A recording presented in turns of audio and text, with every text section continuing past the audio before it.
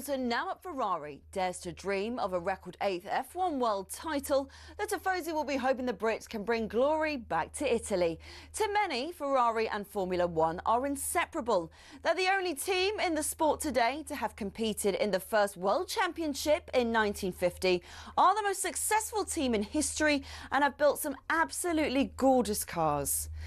Their first driver's title was won in 1952 by Alberto Ascari. Considered one of F1's most dominant and best-loved champions, he drove the iconic Ferrari 500 and defended his title the year after. It was Juan Manuel Fangio in his Ferrari 250 who secured the team's next driver's title in 1956. Remember, he was world champion 5 times with 4 different teams. Mike Hawthorne, Phil Hill and John Surtees also won titles for Ferrari in the 50s and 60s, and the cars back then were beautiful, and they even sounded great, didn't they?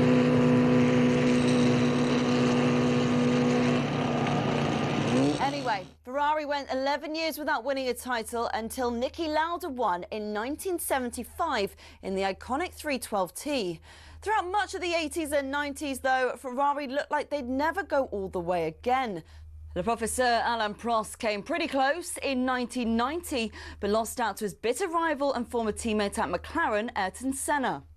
It was only when John Todt recruited a swathe of staff from outside of Italy, including Michael Schumacher, that the glory days returned 21 years after their last driver's title.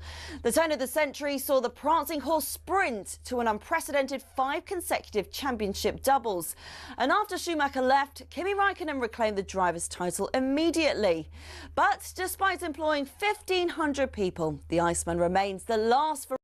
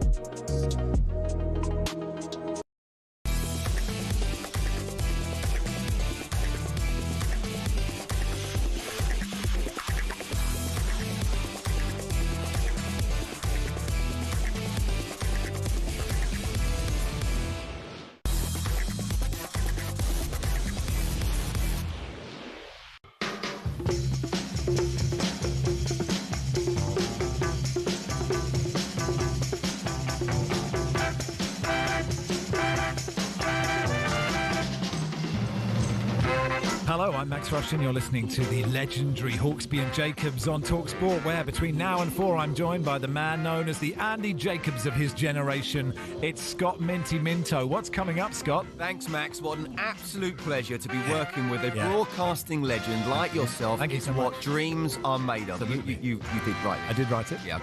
Coming up today, Palace legend John Salako will join us to look back on their Community Shield win and their UEFA defeat.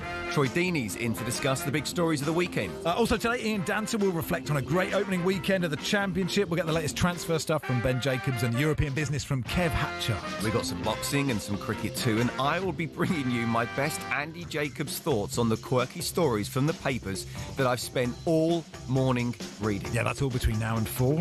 Good afternoon, everybody. This is what happens on H&J. I don't know how often you've done H&J, Scott. Oh, I haven't. You've never done this show before? No. So right at the start, if I'm in the Paul Hawksby role, I just say, good afternoon, everyone. Good afternoon, Andy. Or good afternoon, Scott. And then you just sort of go off on a rant, maybe about Chelsea, maybe about Gemma Collins. It's sort of from anything you want to do from the world in which we live. Right. Like, it's a sort of blank sheet of paper for you. Paul very much sits back the opening 10 minutes. Right, okay. So I don't know what you're bringing to the party. So this is a monologue now. It's a kind of monologue from you. You did arrive at 1 minute to 1. I did. Do you know why? Tell me why. I've been in the building since 10:45. Okay. Sam Matterface, Troy Deeney, Alex Crook and myself have just recorded the season preview of the All Access podcast that will be out to all your Spotify, wherever you get your podcasts. Wherever you get your podcasts. Yeah, I don't really like football podcasts, but that's a different story. Listen to this. Yeah, okay, okay. Right, we're predicting. Oh, okay. And what did you do in that? So we spent about 2 hours predicting who's going to win the title. Did you do every position? We didn't do every position. Oh, why not? No, because I had to be in here. Okay. And that's why I turned up at 1 minute to 1 and not 1 minute past 1. But it does mean you're really prepped to. It means I'm really prepped. So not to necessarily do this show, but what are we talking about? Well, I mean, we can have a production meeting on air, and if there's any bits, should we do that? If there are any bits of the show that you don't like, then will you just say and we'll drop them? Do you like John Salako? How do you feel about John? I know John very well. Okay, yeah, great lad. That could have been the left side for England, couldn't it? It could have been. It could have been. Who was there instead of you? Stuart Pearce. It's Pearce and Lasso. Yeah. Okay. Damn good players. Yeah, and and in front of Salako, we'd always try and shoehorn, a right footer in there. Yeah, we would. Well, it would be would it be the Scholes? Scholes on the left-hand side. Was Paul Scholes as good as John Salako?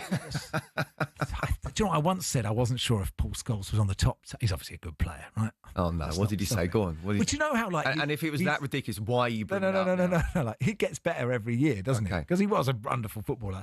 But I'm saying the top table of Zidane, Zidane, Pele. I think Zidane said that he's the most difficult player he played but against. I think, Zidane, a lot had happened, wasn't thinking. But I'm not criticising. Was that straight after the headbutt? Not criticising Paul Scholes. Yeah.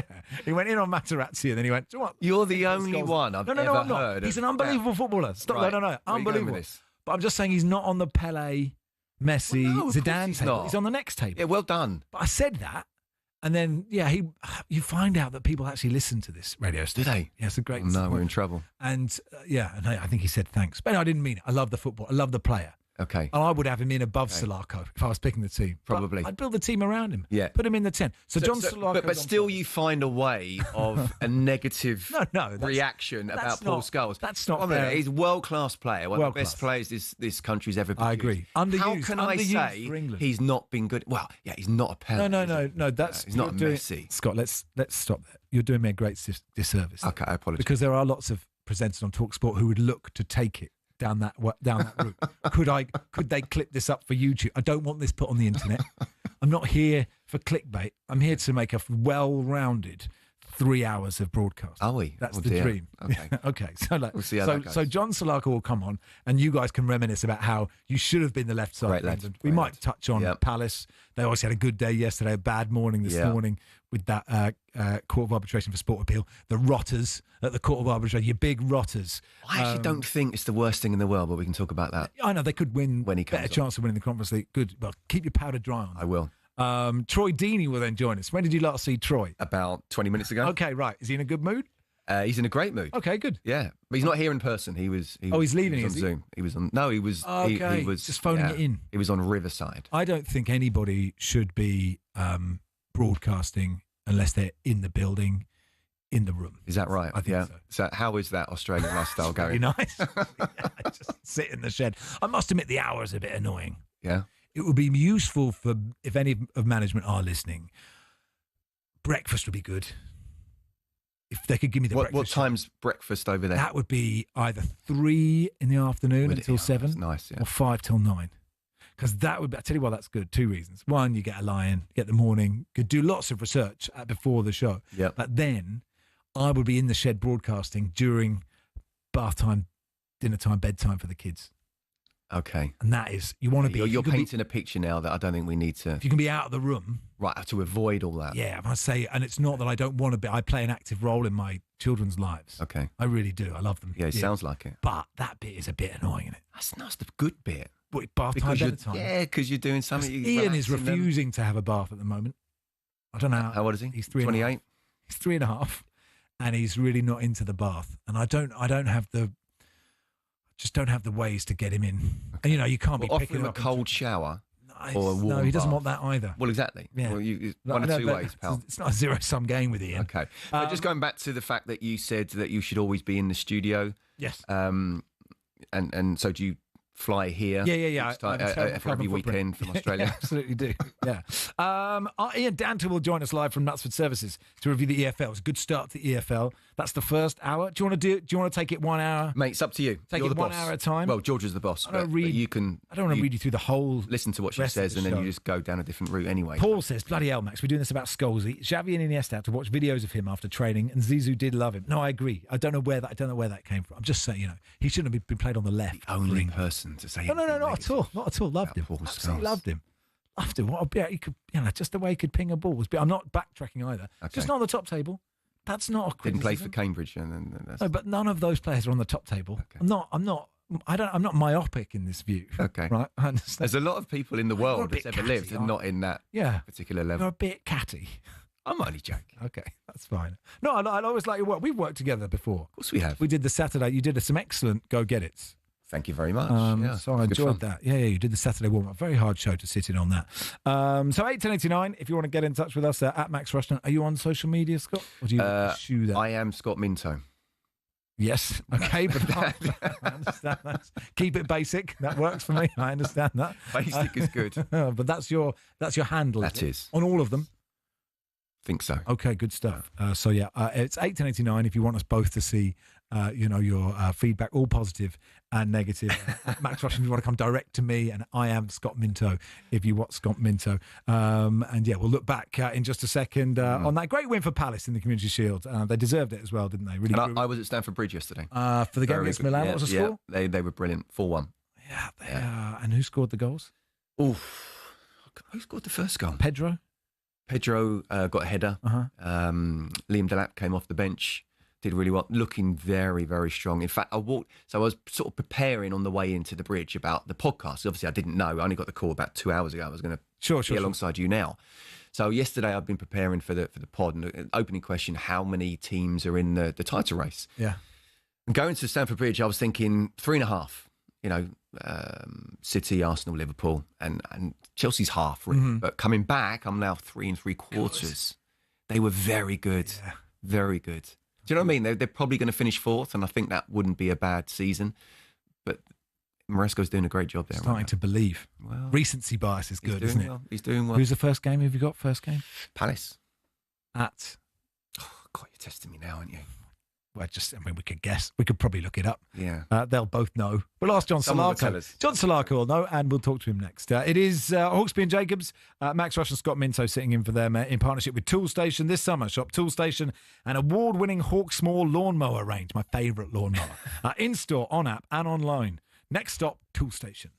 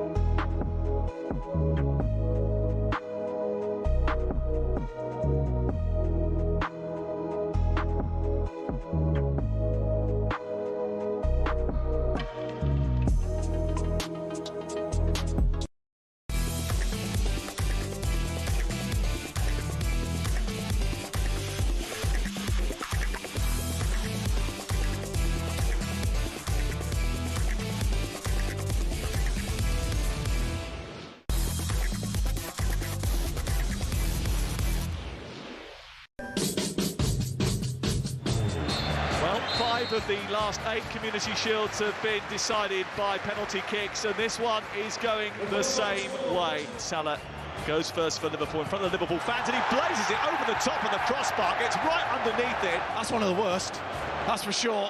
Quite a short run-up. Young Justin Deeney of Northern Ireland, who was signed from Airdrieonians 2 years ago. He steps up, left-footed, drives the ball high into the net, and Crystal Palace celebrate. They win the Community Shield, and they just can't stop springing surprises. Mark Gay picks up the Community Shield, and he thrusts it into the sky, and the Palace uprising continues. And the Crystal Palace are becoming silverware machine. Silverware machines. What another brilliant day out for Crystal Palace. Let's talk to their former winger, John Salako. Hey, John, you good? Hi, Max. I'm great, thank you. Yeah. Thanks so much for coming on. Scott Minto alongside me. Look, let's start with the good stuff. We can get to the CAS verdict in just a second. But, it was a great win for Palace. And actually, they grew into that game so well, I think, and deserved to win it. Oh, incredible. Sort of going to the game, you're wondering whether, obviously, Slot putting out his 4 big guns that he's brought in, Frimpong, Kirkez and Wirtz, and obviously Ekitike. Just wondered how they were going to gel and how he was going to play in midfield. And they started really strong, actually. And when they scored early, I thought, wow, this could spell trouble. But, the boys just sort of went about their business and they didn't get flustered. And they're just such a tight group. They're just such a good, honest bunch. And they sort of rode the storm and grew into the game. As you say, second half, I thought when Will Hughes came on, we looked a bit stronger, we looked better. And certainly, I just thought, we're in this game. And certainly I thought we probably had the better chances to win it. And I know they were wasteful, but Deeney had a chance at the end, didn't he? So it was a great game, I think, end to end. It was just poor finishing. I think we would have had a higher scoreline. Yeah, John, how important was it to stay in the game? I mean, look, Liverpool were the champions, a wonderful season for Crystal Palace after what was a difficult start, of course, but ended up even just in the Premier League with a record amount of points. But to win the FA Cup, first time in your history, absolutely sensational. And we can come on to it. Glasner's not really been supported in the transfer window. Liverpool and Arne Slot have, brought in players. When you look at that team sheet, first of all, what were you thinking? And then when they did start so well, how important was it that Palace were just making sure that they stay in the game?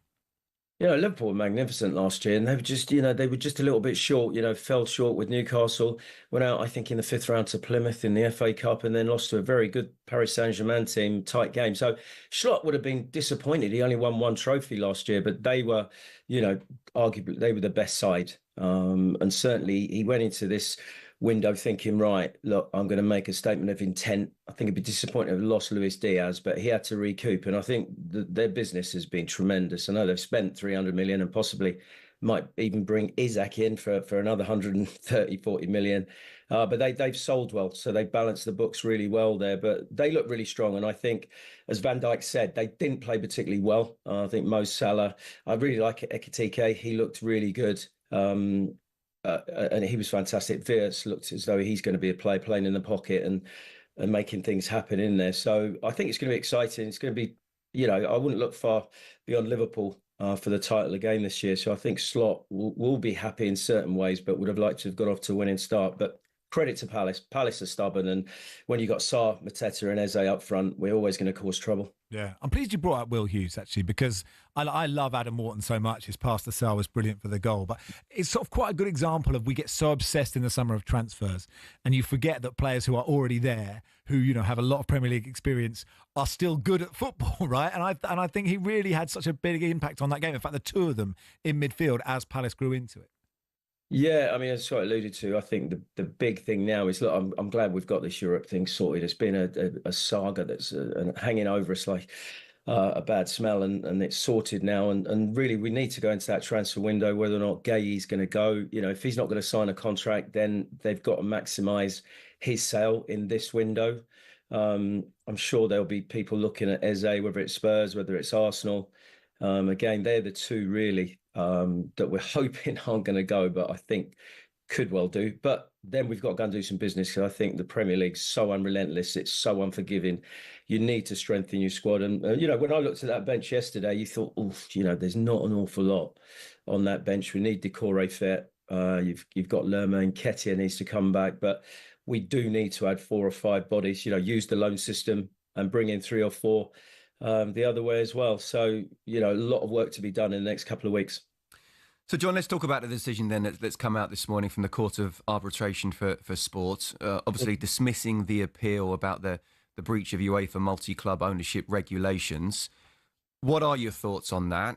How fair, unfair is it? Although they knew the rules at the time, I'll just throw that out there. Just to, yeah. It's right, UEFA aren't going to sue you, Scott. No. Right. But I'm actually thinking about the Palace fans, because I think it's very harsh. But at the same time, from a legal point of view, it is what it is. But it's about John's decision on that. And what will that be? How will that affect the players?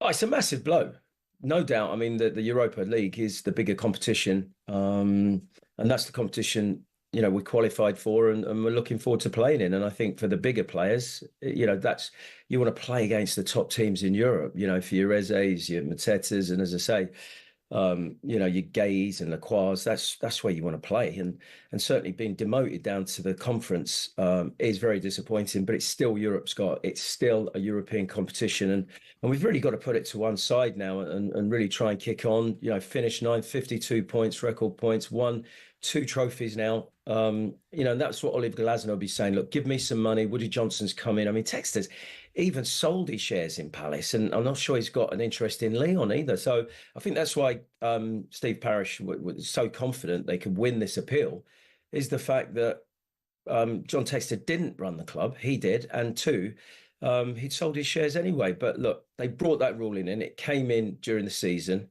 They had to have it sorted by 1st of March, and they didn't. So by the book, UEFA, bless them. They could have got this done a lot earlier and just cleared this mess up. But it's been messy yet again, which, we never do things, in a straightforward way at Palace. So look, it's there now. We just got to go and do some business and get some people through the door.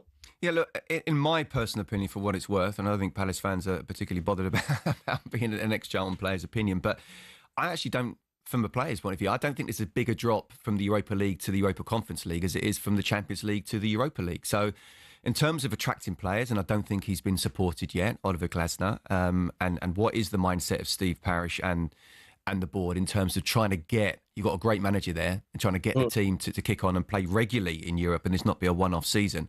But I actually think from a player's point of view, to try and sell it, any English club, any Premier League club that's in the 3rd tier of European football in this Conference League has got a great chance of actually winning it. So I think there's another great chance of Crystal Palace winning a major trophy. Yeah, and that's what Oliver Glasner will be saying to the board. It's what he'll be saying to the players. Look, let's stick together. Let's go again. Let's build. He's won this. He's won the league, Europa League with Frankfurt. So he's a winner, Oliver Glasner. Has won the FA Cup, won the Community Shield. He got his tactics spot on yesterday, nullified Liverpool to a large extent, and he's got another trophy in the cabinet. So he'll be sitting there very frustrated, I think, at the moment. But the big thing is, Max Scott, we lost Dougie Freedman. We lost him he went off to Saudi, and Dougie was really the catalyst, and he was the mastermind behind a lot of these signings. We've signed some fantastic players and done some great business. And, I don't know whether Dougie left his reports or his list behind, or, Steve's still talking to him, but I think Ian Moody might have filled that position now. I know Ben Stevens behind the scenes, part of that team, but certainly, we're going to have to get our hats on, and I know they'll have a big list, but, it's going to get frantic, and it's going to get harder and harder to pick up the right players for the right money in the next 2-3 weeks. I think Dougie Freeman will score quite a few in the Saudi League, to be honest. Fox in the box, won't he? Still could. Hey, cheers, John. Thanks for your time. Appreciate you coming on. Cheers, John. Absolute pleasure. Thanks, guys. John Salako there, former Palace winger. I mean, I agree with you. I think it's really harsh on Palace. I think it's completely ridiculous that Nottingham Forest, because they filled out a form at the right time, and Marinakis put Forest in a blind trust, even though he's got Olympiacos as well. Because Forest, you could see the direction of travel. Forest were doing well in the league.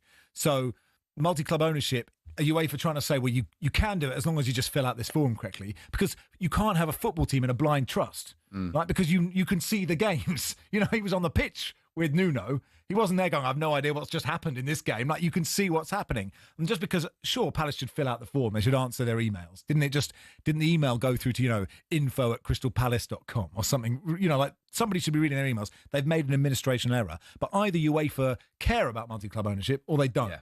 And like, to have this loophole where you go, well, you can have interest in lots of clubs as long as you put that in a blind trust, even though football teams literally can't be in a blind trust because the games are happening in front of our eyes. The problem is, Max, the horse is bolted on that. So, Sure. I don't think people should have the ability to multi-own football clubs, but we are where we are now. And Crystal Palace, look... Sure, but but then if you say yes, you can, then you can.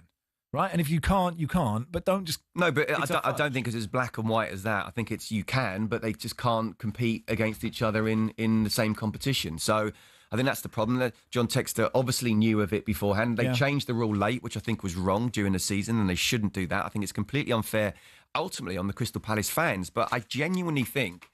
Well, there is much more chance of winning the Europa Conference League than there is Europa League. Yeah. So I think they can go deep into that competition. Semi-finals at the least. But Glasner needs to be supported, and I don't think he has been in the title. Yeah, I will be interesting to see, isn't it, if Eze goes, if Gay goes, and who they bring in. Yeah. But you're right. If you're a Crystal Palace fan, we spoke to Kevin Day yesterday going, you spend your whole life going, I just once in my lifetime. And he's now going, well, actually, I don't want to die now. This has happened, right? Like, they've had that trophy, the Community Shield, as he said yesterday. It's a trophy. If we win, it's a trophy. If we lose, it's another.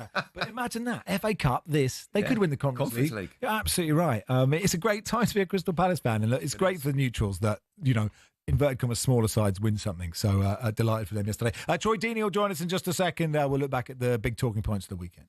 Do that. I am Scott Minto.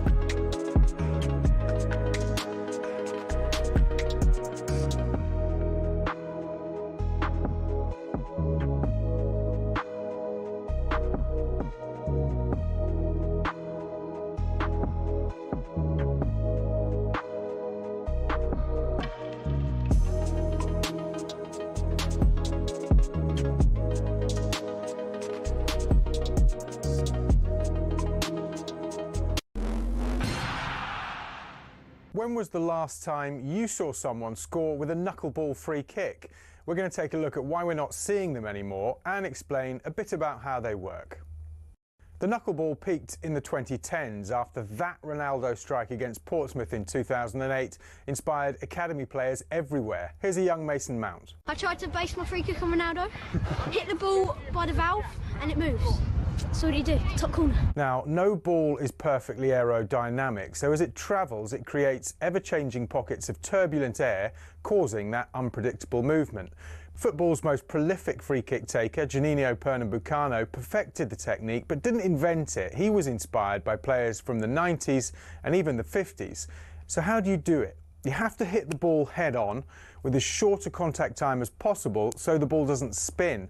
Hitting by the valve helps with that short contact time, as it's the hardest part of the football. So why don't we see knuckleballs much anymore? It's because players are being told not to shoot from dead ball situations because the XG is so low. In fact, as Opta shows here, since the 08-09 season, there's been a 10% reduction in players shooting from free kicks in the Premier League. And in 23-24, a record low of 11 free kicks found the back of the net. And the knuckleball, though spectacular, is imprecise, which is why it's becoming a thing of the past.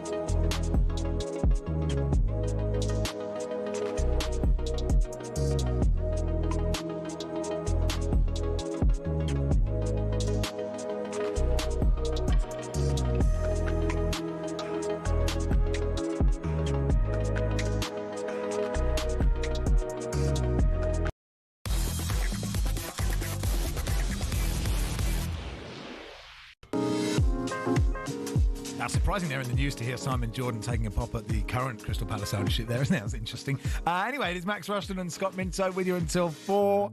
I am Scott Minto. He is Scott Minto, yeah, if you'd like to follow him. So regret I said that now. No, but it's what your handle is. It is. Isn't it? Yeah. I am Scott Minto. He is Scott Minto. As always, on a Monday on Hawksby and Jacobs, Troy Deeney joins us to chat about whatever he wants to talk about. Hey, Troy, you good? Hello, guys. How you doing? Troy, right? Long time no speak. How the devil are you? I know, mate. It's like been half an hour. How you doing? Oh, I'm good, mate. I'm good. Troy, I've forgotten what we've just been talking about in the previous few hours. And who do you think performed better in the All Access Premier League preview podcast out of you and Scott Minto, Troy? No, out of Crookie or Sam. I think that's always will be Scott Minto. Anyone who turns up showing their legs off the way that he does deserves a top level. Mate, I honestly thought it'd be a table like this and we'd be doing it in one of these studios, so that's why I'm in the shorts. But you're in shorts as well. Nothing wrong with that. It's hot today. There's a weather warning. We're just being practical and sensible. Where should we start, Troy? Do you want to start with Jack Grealish to Everton? What do you make of it? Yeah, love it. I love it for Jack. I think him going to play for David Moyes has been seen to have a structured team, but likes his forward players to go and express themselves. I think it's perfect for him. I'm really surprised that Spurs haven't gone in and got Jack, if I'm being totally honest, but it's a really good landing spot for both Everton and for Jack. Troy, you just took the words out of my mouth. I am shocked, to be totally honest. You can see him in a Tottenham kit. Absolutely. And even before the James Maddison injury, they obviously were going for Morgan Gibbs-White, weren't they? So what do you put that down to, the fact that Spurs haven't gone in for it? But it is a fantastic signing for Everton. I don't know, actually. I think just Spurs being a little bit too tight. Spurs always try and do this thing, don't they, where they try and get the young player, the cheaper one, and then they go, I can't believe we don't win anything. We don't spend more than 20 million on anybody. It's the same thing year after year. So for Jack, look, he needs to play. It's a World Cup year. I think last year he was harshly treated at times by Pep. I think that's gone on previous behaviour, which he's probably been rewarded for. But for right now, Jack will be buzzing. He's at a team that he knows David Moyes will play him. Everton going into a new stadium. There's so much expectation. And he will be it'll be like going back to Villa in a sense. He'll be a massive player in a small pond as opposed to being at Man City. Yeah, where do you think he'll play him? Because obviously we know that he has played out wide for City. I never quite thought that would work anyway at City, although obviously he can throw all his medals in, especially that treble-winning season as well, where he was brilliant. But is it important for him to be in the middle of the pitch? I think so. And I think for Everton as well, they play and die off the left, don't they? He was excellent as well, the back end of last year. So I think he'll play as a 10. Let him go and roam. I think with someone like Jack, he's charismatic in his life, and you can see he's very, he's outspoken, he does what he does. But I just think you just need to let him be free. You've got that defensive structure at Everton. You've got that solid foundation. Just let him go and play football, and you'll just see the best version of him. And, for all the good stuff that Pep Guardiola does, and I will never speak bad about Pep Guardiola, Scott, while you're around here. I think he did kind of just put him in a bit of a box, and you didn't see the best of Jack Grealish. Yeah, no, I think it's great, and I think you're right. Put him in the 10. I think Ndiaye is a brilliant footballer, and Everton fans might be starting to get a little bit excited. A new stadium. This could be, and obviously, they'll probably finish 12th and go, but they can have right now before a ball's been kicked. I think on Spurs, and you guys probably know more about this than me. If you look at Gibbs White, he's a slightly different player to Maddison, isn't he? In that, real high. I think Frank wants real high pace, sort of frantic pressing that Grealish and actually Maddison probably don't do. I mean, I know they're in for Savinho, who isn't. Well, maybe he could play in a 10, but would sort of normally play off the right. But I wonder if that is why, because I'm, with my Spurs hat on, would love to. He just feels classic Spurs to me. But I think maybe Frank is looking for more energy than Jack Grealish. Does that make sense? Yeah, it does. I also think Jack gets a bit of a harsh rap as well, that he doesn't run, or he's not high energy. If you think to Jack Grealish at Aston Villa, was carrying the ball 60 yards up the pitch, running past people. But maybe, at City, that's just gone now. He didn't have to do that. I think for Thomas Frank, as you say, he's trying to have this high energy, high press, which he obviously had a really good team with Brentford. But if you look at Brentford, he always had that little charismatic player, whether it be Mbeumo or any of the like Christian Eriksen when he was there. So somebody who could just do that a little bit different. And I think Maddison would have been excellent for him. But I don't know why, back end of last year, I could just see Jack Grealish in a Spurs shirt, and it just worked. You've just done this Premier League preview. What was the most sort of outrageous take that you both had? The one thing where everyone went, really? You think that? Because it's quite, when you start writing them down, I normally forget West Ham or something, have Aston Villa in twice. But what did you come up with when you go, actually? Because it's very hard when you look at any season and then you see how it pans out and ridiculous things happen. It's actually impossible to know what's going to happen. I'll start with you, Troy. Yeah, go on, Troy. So the problem we have is we were working with Alex Crook, and as you know, he knows nothing about football, so we couldn't get anywhere near that. I said my biggest disappointment will be Leeds United. I think there's a massive fan base there, and I expect them to have a go at it, but I think they're just going to be underwhelming, unfortunately. I think Sunderland will stay up, and I think Wolverhampton Wanderers will drop into the Premier League. Out of the Premier League, sorry. They've continued to sell their best players year on year and fail to recruit, better. So I just think it's been a couple of years in the making, but I think Wolves drop out the Prem this season. Yeah, we had there was some horrible questions there, Troy, weren't there? Disappointment this season and managers to be sacked, and obviously you've got to understand the ones going down. The biggest disappointment I said was Newcastle. And that's not because Eddie Howe isn't a really good manager. He's England's best manager, and he improves players on an individual basis. But I just don't think, for whatever the reason, I don't know, something doesn't feel right for me with the board. And I understand in terms of PSR, Newcastle can't compete with the Manchester United, Manchester Cities, etc. But it doesn't seem to be any sort of creativity coming out. Chelsea put the sort of 7 and 8 year contracts and found selling a way their own things to themselves and all. Yeah, I mean, look, and Newcastle might not be able to sell things as such, but it just feels like you've got the richest football owners in the world who obviously can't put their hands in their pocket, but they don't look to me as if they're trying to help Eddie out at all. And he's got a really difficult season coming up, combining Premier League and Champions League, and Yeah, I think Newcastle, might be top 10 maximum this coming season, unless you get, there's a big change between now and the end of the transfer window. And it's actually quite interesting, Troy, isn't it? And it's not something that any of us will know, but it's where does Newcastle fit? I've lots of problems with nation-state ownership and Saudi ownership, but where Newcastle fits in their sort of wanting to dominate boxing in their own league and all those kind of things. Kingsley Coman's just signed for Al Nassr or whatever. That's my point. Where do you fit? Where do you fit in that whole pecking order is a difficult. It's a question that no Newcastle fan that you can't answer, but it's an interesting part of their journey. Yeah, it is, and I do take those points. It was really hard for me in the podcast to not dive in, because it felt like everything we did was try and say that Eddie Howe's got no responsibilities. It was always like we tried to sign these players, but they were too adventurous for us. And it's like, okay, but you dragged your feet on getting James Trafford in. Paul Mitchell was the problem last year why he couldn't get Mark Gahey in. He's not there now. And the reason he can't sign anyone is because Paul Mitchell's not there. It's always like we try and make all these excuses, but unfortunately, we don't know where it lands in the landscape. But also, Eddie Howe knows what it's about. He's got to get the team ready. Is it an ideal situation? No, but Aston Villa don't have an ideal situation. Emre, no one's feeling sorry for him, are they, currently? Anybody?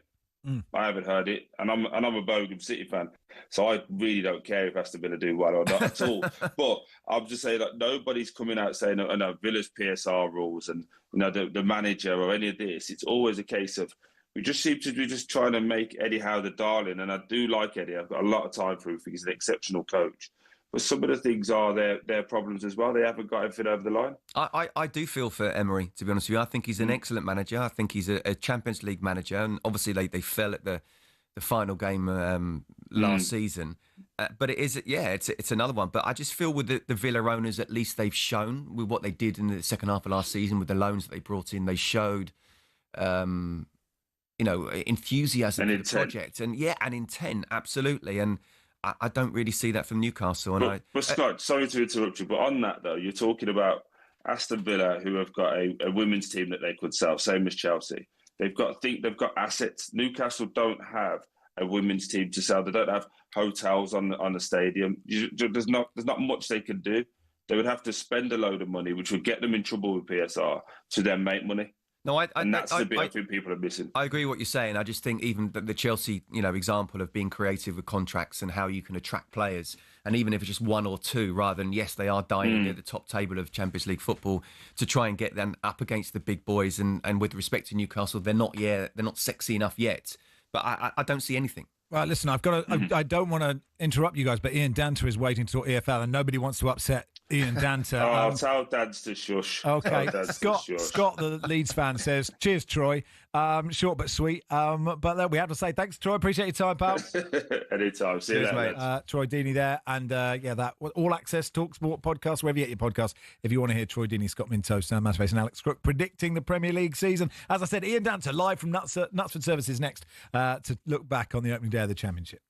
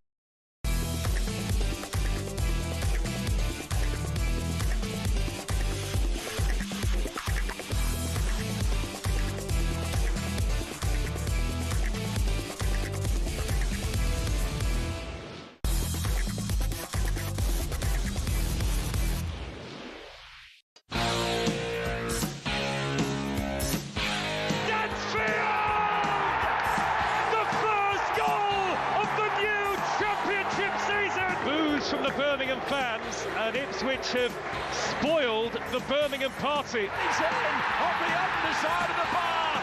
Southampton have won it right at the end through Jack Stevens. This is what the Championship can give you. Drama at the very end. Stoke are running right at Mickey Gray. Yeah, Stoke City 3, Derby County 1, and it's Sorba Thomas. Twine has a touch, shot deflected and in.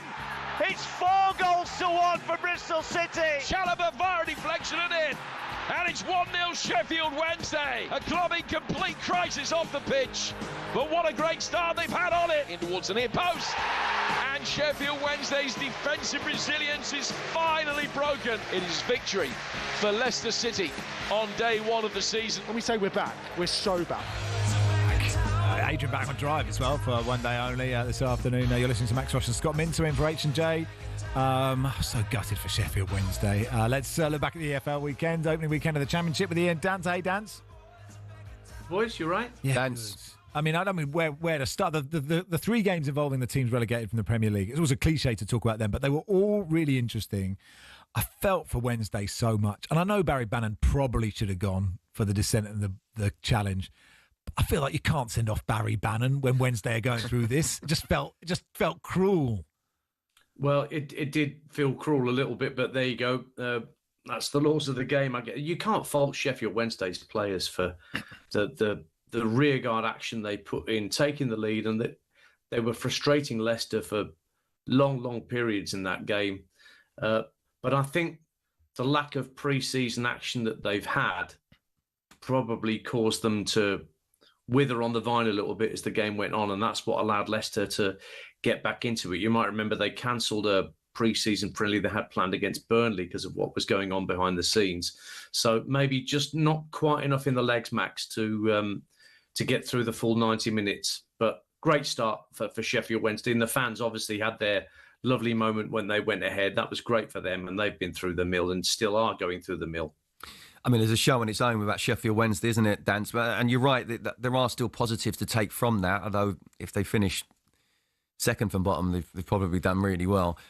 So Leicester then, to come back, how important was that to come off to an opening win? Well, you know, Martí Cifuentes hasn't had that long with the squad because it seemed a bit weird, didn't it, Scott, that he kind of came in halfway through the summer rather than, you know, Ruud van Nistelrooy being dismissed and then somebody coming straight in. So he's probably still in the process of trying to get his points of view about what he wants tactically across to his players. But there's so much skill in that front line. You look at Fatawu and Mavididi, such great creative players. I think they're going to have to find somebody to replace Jamie Vardy. I don't think that Jordan Ayew, with only 6 goals in his Leicester career, is that man. And Patson Daka, really strange. He was scoring so freely before he came to Leicester, but all those goals appear to have dried up for him. So there's a problem for him to solve, I think, as the weeks go by, Scott, in terms of how they continue to get goals. Obviously, they got 2 on Sunday. And Wout Faes, who was almost jeered onto the pitch, ends up being the hero. But I think the central striking position is one that needs looking at. Your lot, Birmingham, would have won, but for that blatant handball in injury time.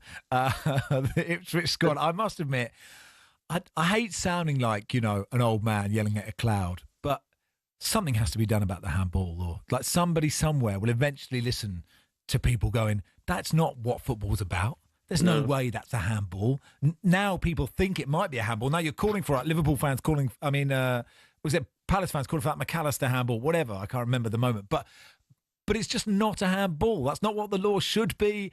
And I have so much sympathy for Birmingham, who were so much better than Ipswich on Friday night. And it felt a tad harsh, I must say, trying to put it as diplomatically as possible. But also, there were people saying, "Oh, we need VAR in the Championship." No, we do not need VAR because VAR would only have upheld that decision. Yeah, as though VAR would have somehow overturned it. It wouldn't have done because, as you suggest, Max, it's kind of in the laws of the game that can be given as a penalty. It felt harsh, but there were so many. If I'm with my Birmingham hat on, so much encouragement I took from that performance. Kyogo on debut was an absolute live wire, a real box of tricks. And Asai Samuel at fullback did really well. there's lots to be optimistic about that Birmingham can make a good fist of it at this level once again. When you consider how awful they've been at Championship level prior to relegation in the past few years, this could be a very different season altogether. You, Scott, were at St Mary's. We heard in that package your voice croaking with emotion, excitement when Jack Stevens put that goal away. And actually, the Ryan Manning free kick was brilliant, amazing. Do you know what? As well, it's not a sexy position left back, but he came on Ryan Manning. I think you made it sexy back in the 90s. I don't know about that, but he put one in the top corner, and then he made the assist. So all the substitutions that were made by Will Steele, he was the most important one. But I think, again, that we had some late goals, didn't we? I want to talk about Marchalton as well in a minute. But this game was just incredible. I thought Wrexham was superb in the first half. Phil Parkinson's tactics, absolutely spot on. Quite happy to be without the ball, but had the better chances. Probably 3 really good chances that they should have scored, not just the 1-0. Had a great chance. Bazunu made a fantastic save, Dance. I know you would have seen that as well. That was a big moment. But for Southampton to come back and get that win after what happened last year, I mean, there's going down and then there's going down, isn't it? Where you're celebrating you're not the worst team ever in the Premier League by getting that extra point. How important was that for you, that particular win? Oh, without doubt, they're on the floor. They were absolutely on the floor after what happened last year. So Still has had to go in there and raise the morale of, this bunch of players and bring a couple of youngsters through. I thought Jay Robinson did all right, didn't he, Scott? You know, in the attacking midfield area is quite encouraging from his perspective. So, it'll mean an awful lot to the fans to get, this is what it's like to win. They've almost forgotten the feeling. Only did it once last year at home. And that's it. It just sets the tone. It sets the tone. For Wrexham, there's real depth to that squad. I know there's a lot of players of a certain age, and I hope that Kiefer Moore is not as seriously injured as we're led to believe he is, it might have a ligament injury of some kind, having just signed literally for a couple of million quid. But I think there's a lot to recommend in that Wrexham side, that they will be combative and they will not be in trouble this season. And top half is definitely within their grasp, I believe. Anything else catch your eye, Dancing? Can I nudge him towards the Harvey Nibbs injury time winner? Go on then, Scott. It's important for Charlton, because they've been written off as the 3 promoted sides have come up. Everyone's talking about Birmingham, Wrexham, and nobody's talking about Charlton. But Nathan Jones, I can imagine Scott wouldn't really mind that not being spoken about, because he can just go about his business. Not quietly go about his business, because I've never known Nathan Jones go about anything quietly. But for Harvey Nibbs on debut, great moment for him. I would also give mention to Bristol City winning as handsomely as they did at Sheffield United for Gerhard Struber, their new manager. That was a real wake-up call, I think, for Sheffield United fans, trying to make a fist of it again at this level. So Ruben Sellers already has some questions to answer, it seems, amazingly enough, after just 1 game. Hey, Dan, thanks for coming on. Knutsford Services looking good. Chat soon. Knutsford Services, that's cute. Ian Danter there. Cheers, Dan. You are listening to Rushden and Minto on talkSPORT in partnership with Toolstation. This summer, shop Toolstation award-winning Hawksmoor lawnmower range in store on out. Darren Goff, I once had a chat with him. He had 4 lawnmowers. Did he? 2 sats, he's doing well. Why? 2 sit-ons and 2 pushies. How many acres? I didn't ask how many acres. Okay. How many lawnmowers are you rocking, Scott? I am Scott Minto. 1. Just 1? Just the 1. Okay. Don't be embarrassed. Don't be ashamed. I hope you got it from Toolstation. Next stop, Toolstation.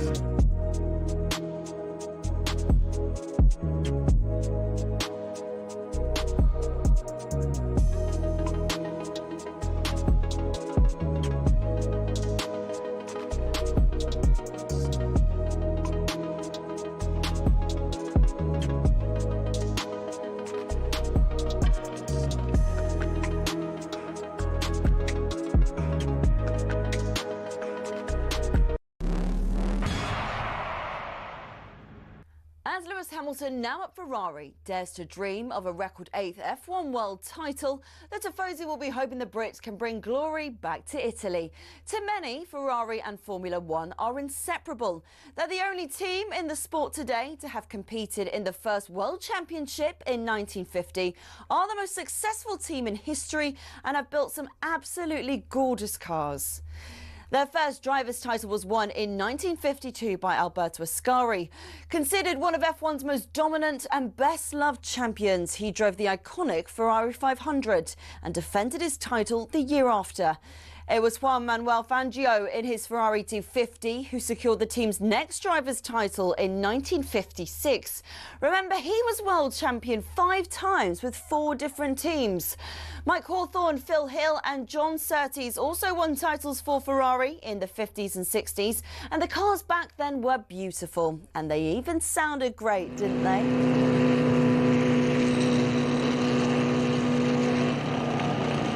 Anyway, Ferrari went 11 years without winning a title until Niki Lauda won in 1975 in the iconic 312T. Throughout much of the 80s and 90s, though, Ferrari looked like they'd never go all the way again. Le Professeur Alain Prost came pretty close in 1990, but lost out to his bitter rival and former teammate at McLaren, Ayrton Senna. It was only when John Todt recruited a swathe of staff from outside of Italy, including Michael Schumacher, that the glory days returned 21 years after their last driver's title. The turn of the century saw the prancing horse sprint to an unprecedented 5 consecutive championship doubles. And after Schumacher left, Kimi Raikkonen reclaimed the driver's title immediately. But despite employing 1,500 people, the Iceman remains the last Ferrari world champion. So, 16 constructors' titles, 7 more than McLaren, and 15 drivers' titles, 4 more than, again, McLaren. Ferrari are truly Formula One's top team. Forza Ferrari.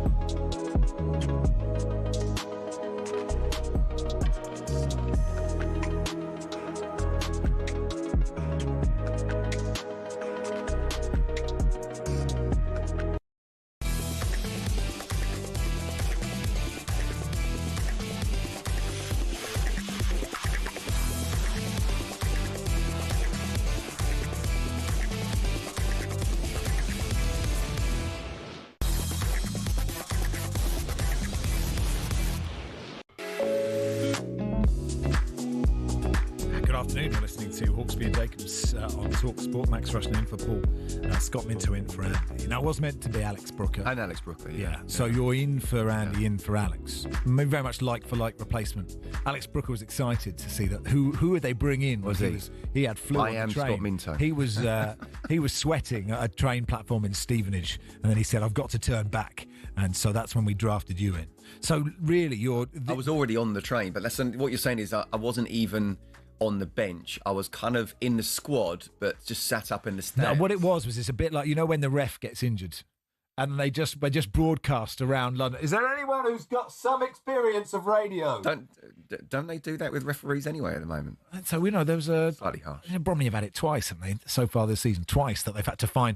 It's a real low stakes. Is there a pilot on this plane? Isn't it? It's like, it's okay, just someone to hold the 4th official board. So this is where Andy would have found some tittle-tattle from the news. This is from the Daily Star today. Now, your job is to bring it back to sport, or we can take it in whatever direction we like. Halle Berry, first husband, claims he ended their marriage because she didn't cook and clean. This is 1970s. Not going. The actress, 58, married former Major League Baseball player David Justice in 1993. They divorced 4 years later. David admitted Halle's career was a big problem for him. My knowledge around relationships just wasn't vast. I'm thinking, is this the woman I want to build a family and have kids with? She don't cook, she don't clean, she don't seem like motherly. Then we started having issues. I mean, I wonder if the issues were with David, Well, if I'm honest. I mean, do you not find out before you get married whether she can cook and clean and what kind of relationship you're going to have going forward? I mean, is that what you did, or did you not take an equal opportunities approach to this? Is that old school in thinking, do you know what, I'm going to get to know this person and actually see if we can be compatible, or do they just get married in Vegas after a night out? My question for you, Scott, is what part of the chores do you do are you a modern man? In my mind, you're a modern man. And Mrs. Minto would say, what's for dinner? And you'd say, I've rustled up a tagine. No, well, the kids actually make fun of me. So I've only got 3 dishes. Okay, what are the three dishes I of can't Scott even Minto? call it This dishes. is a podcast. No, so beans on toast. No, on a Sunday, pancakes. Right, okay. I make the best pancakes. Scott Minto's pancakes on a Sunday morning. I'm now struggling for number 3. So every Sunday you'll make pancakes? Not every Sunday. Okay. It gets to the Number point where 1. the kids are a bit like, yeah, we need a bit of that. Number 2. Actually, no, Number this is 2. this is my number 1, actually. Okay. Number 1. So you just stop it. A roast. Okay. I cook a good roast. You do all of it? I do all of it. Okay. Do the roast chicken, Talk us through potatoes. Talk us through it. Oh, God. Well, you can... Because timing's everything. If you... Yeah, absolutely. So cut the potatoes, boil them, peel them 10 minutes. 10 minutes parboil, okay. Boil them. So then a bit of salt, bit of pepper, putting them in a preheated oven. I can't believe we're talking about that's this. interesting. No, folks, if you do it with really? conviction, and listeners will go, because we could say, will Chelsea win the league? And sure, that's interesting. Yeah. But some people will come out going, it's interesting because Scott Minto actually rubs the butter under the skin of the chicken. No, which is really it's really not interesting, so I'll try and make it as quick as possible. Okay, no. Yeah, but... lean in, Scott. Olive oil, coconut oil, either of those, really. Okay. Basically, put it in for half an hour, give them a press. What meats, what's your hero meat? Well, I haven't finished with the potatoes. Okay, fine. So, but then the second half an hour, stick rosemary in, bit of garlic. Okay. And then some more salt, more pepper. Okay, lovely. That sound all right? That's the potatoes? Yes, the potatoes. Okay. Veg, I'm really boring. Broccoli, No. carrots. Okay, good. Cabbage. Steamed or what are we doing? Steamed. Steamed, good. Yeah. Okay. Bit of a crunch still. Yeah. An al dente broccoli. But whole chicken. Uh-huh. Put it in there. Again, garlic, salt, pepper. Are you shoving an onion in? No, don't shove an onion in. Okay, right. No, Okay. don't do onions. You leave that part clear. And you know what? It's really nice. And each time I do it, I think, yeah, I've done really well. And then they're like, oh, it's not roast again, Dad, is it? Oh, really? Yeah. Your I've just children spent have 2.5 hours. No doing- respect. No respect. Gravy?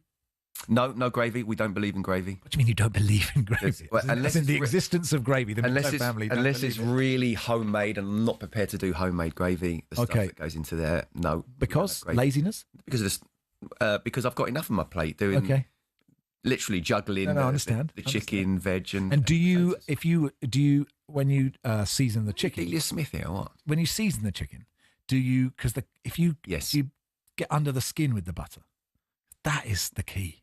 No. I just do the dish beforehand. So with the not butter, the coconut oil. Okay, fine. And heat that up and Bob's your uncle. And then pour it all seasoning over as well. Well, rosemary as well. Okay. What else?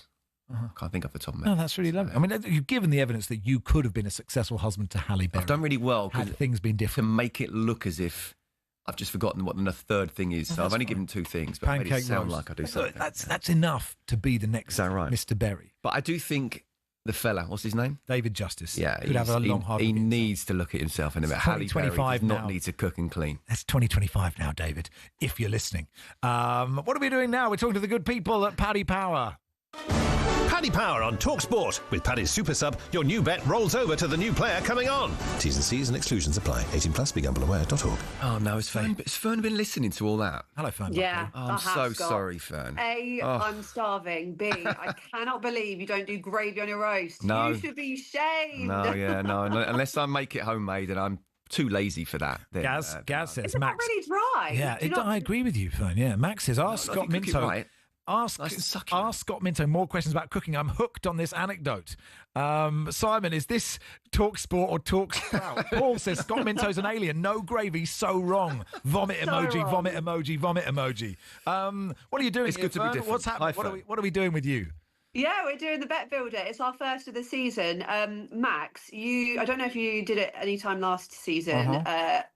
H&J and I have just been appalling for the last couple of months. So we've not got a bet builder in a long, long time. So it's the start of a new season. We're starting fresh. If people don't know, our bet builder, we take a combination of bets across different markets, add them all together to get some overall value. Paddy Power then put a £10 bet down, hoping we get it right eventually. Because when we do, all the money goes to the Attitude Foundation, who support the LGBT community. Good. So far we've raised no money for them.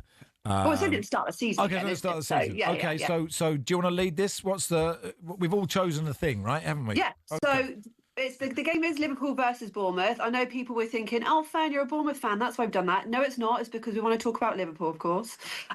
You have got. Do you know what, Fern? So the score that I've actually come out with has been notched down a goal. I wondered if that's now you who's turned it from 3-0 to 2-0. But we'll come on to that. Yeah, 5-leg bet builder. That's why you haven't won. It's a 5-leg bet builder. That's impossible to get right. Okay, so I'm going for Ryan Christie to score. Which is an interesting one, okay, because he's not featured any of the club friendlies so far. Oh, right. Is he fit? I mean, does he play for them? I mean, someone just asked me a question. He does play for Bournemouth. He is expected to train this week, but he only scored 2 goals last season. So for him to get, first goal of the season in this game, it's 100-1. Yeah, we'd be applauding him. No, it's actually 8-1. He's also a super sub as well. So if for any reason he comes off, Paddy Power, protect your bet. But I like that, Max. It's promising stuff for Ryan Christie, hopefully. Okay, I've lost the bet already, everyone. Scott, what have you gone for? So Bournemouth have their first game of the season is away at Anfield. Yeah. They haven't had the players in that they wanted. They've lost their key players. The centre-backs, and you've gone for Ryan Christie to score. I was asked a question. Okay. I gave an answer. I think the odds should be a little bit better than that. Yeah, I agree with you. But anyway, I've gone for 2-0, Fern, haven't I? I believe you've gone for Liverpool to win by 2 goals. By 2 goals. Let's do that one. That's the one. Yeah. But yeah, you did have a specific scoreline. But being that Ryan Christie is going to score, we couldn't have 3-0 to Liverpool. No. Otherwise, our bet builder would definitely Wouldn't be wrong make already. But the people do agree with you, though, that Liverpool are going to win. I'll get more into that in a moment. But for Liverpool to win by 2 goals, that's in at 3-1. Okay. Producer George has gone for over 3.5 goals in the game. Yeah, and the last 4 of 5 matches between these two have seen at least 3 goals scored. I'm hoping it's not as bad as that 9-0 at Anfield back in 2022. Over 3.5 goals in this game, isn't it? 19-20. And Fern, the people's pick, what's that? They've gone for Liverpool to win, so they agree with Scott. I mean, they have won their past 5 games against Bournemouth. Add to the fact they've never lost at home to the Cherries. It's going to be an emotional game as well, we've got to say, in front of the home fans, of course, the first game without Diogo Jota. So the team will want to do something quite amazing. And 15,000 people have this in their bet builder as well, Liverpool to win, and that's in at 2-7. And what are you going for, Fern? I've gone because I'm trying to hope that we might get it at some point. I've gone for both teams to score because you've got Ryan Christie in our bet. Being a Bournemouth fan as well, like I said, I think hopefully they can equalise. That's in at 13-20. Barry Glendenning's been in touch. Hi, Baz. Ryan Christie is injured. My apologies. Oh, has that come through now? Well, that's what Barry says. I mean, I wouldn't necessarily see him as he is a font of some knowledge, is Baz. Yeah. So I'll replace him with another I looked about Bournemouth half hour player. ago and he's still waiting. Antonio Raiola was still waiting to confirm it. So he was going to be in training. But thanks, Barry. Thanks for ruining our bet builder. How are you feeling about Bournemouth, Fern, this season? I feel really, really scared, to be honest with you, Scott. We haven't made any particular signings. I'm interested to see how Trufer gets on. He looked really promising in pre-season, but you've not got loads of... Kirkes, not in at the moment. No big signings. I just think it's going to be a challenging start. So we'll see what happens. Yeah. Have you put it all together? Do we know what the odds for this ridiculous bet are? Yeah, it comes in at 42-1. Okay, So from a £10 bet, you get a return of £427. And if we get it right, the winners go to the Attitude Foundation, who do wonderful work with the LGBT community. Good, and we support that. Thank you so much, Fern. See you later. Thanks, Paddy Power's bet builder for today. Minimum odds 1 to 5 per leg. 18+. BeGambleAware.org. Paddy Power on talkSPORT. With Paddy's Super Sub, your new bet rolls over to the new player coming on. T's and C's and exclusions apply. 18+. BeGambleAware.org. Here we go. The text board has gone wild. As if Scott Minto doesn't make roast lamb. He's a no gravy. He's an absolute monster, says Matt. Jamie says no gravy on a roast dinner. It's like wearing socks in the bath. If you cook it properly, as it's a nice Yorkshire, and juicy. Doesn't need it. This is Sam, the Leeds fan, a bin man. As a Yorkshireman, I'm offended and ashamed with Minto. No gravy, shambles of a roast. Next time you're at Leeds United, feel free to pop over for a proper Sunday dinner. I'll do that. What is it with talkSPORT presenters? That's Jeff Stelling and Scott Minto. You can't have a roast without gravy, says Jeff, the Jills fan. Steve from Wincham, no gravy, Philistine. If that roast is number 1, dread to think about number 3. No gravy on a roast should be a prison sentence, says Tom from Yorkshire. I bet he has ketchup with it. Do you have ketchup with it? No ketchup. That gastronomical culinary crime, no gravy with a roast. What's that about? Surely that doesn't qualify as a roast, says this anonymous text. Gravy just spoils the actual taste of the chicken. Absolute disgrace. You're hiding the taste of the chicken. Carl says a roast without gravy is like rhubarb with no crumble. Come on, Scott. Yes, I mean, Smithy says, let's face it, boys, if you were... we're off air at 4, don't Halle Berry, would we really care whether she could cook or clean? I agree with you. Coconut oil on a chicken skin will burn. I can't believe this is even an option, says Martin, the Liverpool fan. It doesn't, Martin. More chance of Linford Christie scoring than Ryan Christie, says Sam. Anyway, have you asked Scott what his favourite mint is yet? I reckon extra strong if pushed. I'm sure I've asked you that on another show, but look, we'll find out when the next section of bits, which is clearly the high point of the programme. Remind me, says Hugh, never to go to Scott Minto's for a roast. Yes, I will. I'll remind you every day. What's his name? Hugh. Hugh. Okay. Yeah. Hugh, I won't invite you. Ash, the Newcastle fan, is the only person supporting you, saying, well done. A man who has common sense without gravy, well done. Thank you. Very much in the minority. But, each to their own. Whatever you want to do to get you through the Good to be different. What are we doing next? Oh, yeah, we're doing a bit of boxing in just a second.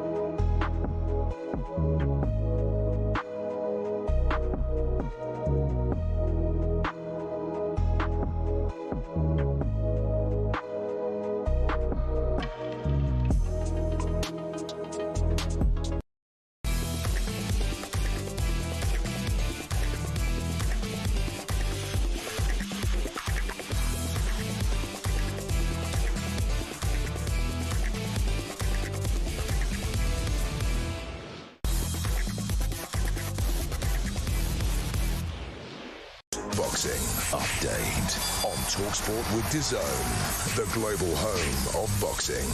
Buy now at dazn.com/boxing.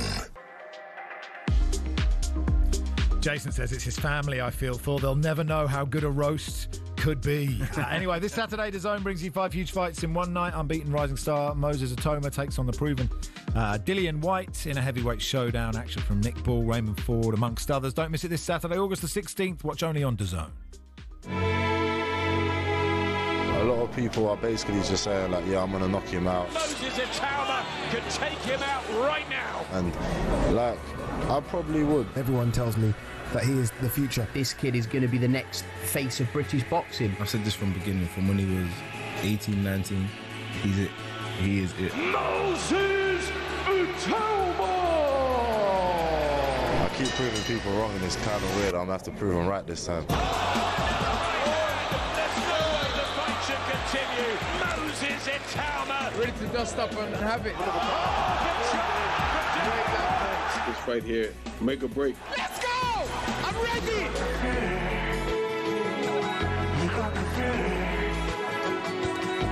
Dillian Whyte caught up with talkSPORT's boxing correspondent Spencer Oliver earlier today, spoke on his opponent this weekend, Moses Atoma. Listen, I'm in there is a killer, is God, I'm nothing. I'm just cannon fodder, so yeah. You've been face to face with Moses just recently. You know this game inside out, and you know about fight weeks and you know the way that people are. What did you see in him? Nothing. I didn't really focus on that. I just focused on just doing my job, and that's it. We spoke, said whatever we're gonna say, and that's it. I don't really it's hard to really focus a lot on focus on this and focus on that, and try and pick up, because people sometimes can be misleading in their persona and their body language and what they say and who they are. You know what I'm saying? People can act nervous or act scared when they're not. People can throw you off with. So I don't really focus on that. You know what I mean? There's a lot of talk about this kid being the next heavyweight superstar. You know, he's been blowing everyone away. You know, what do you make? Just how good do you think he is? You guys are the expert. You guys say how good he is, and you guys are the expert. I leave that up to you guys, you know. I'd quite like to know how good he was if I was about to get in the ring with him. Let's talk to Mark Tibbs, joins us in the studio. Former boxer, respected trainer, worked with Dillian Whyte amongst others. How are you, Mark? Lovely, thank you. Thanks for inviting me. No, pleasure. And you've just done talkSPORT Boxing on YouTube, yes. So people can see that on the talkSPORT YouTube channel. Just when we came on air, you were like, you've got a signed Scott Minto shirt in your gym. No gravy on it. Couldn't you get a better player than that? My son's a big West Ham fan, and I don't know how your shirt's come in my gym, but I've got it thrown. Have you really? Yeah. Where's the gym? It's in Rainham in Essex, called the Origin Gym. Yeah, I'd love to come down one time. As you walk in, is it right there, or is it sort of in the toilet? It's in the boxing area, believe it or not, but it's up on it's up above on the wall. There you go. Yeah, have some of that. Yeah. Okay, I'm very impressed. On Monday when I'm back to work, I want to tweet it to you guys. Oh, great! What did you make of that interview with? You must know Dillian incredibly well. What did you make of that interview? That he has got an interesting character to interview, interesting guy. Well, I get Dillian. He's a real fighting man. And none of this build-up razzmatazz will move him. He's a real fighting man, and he's a man of experience. He fighting terms, he's wise. Yeah.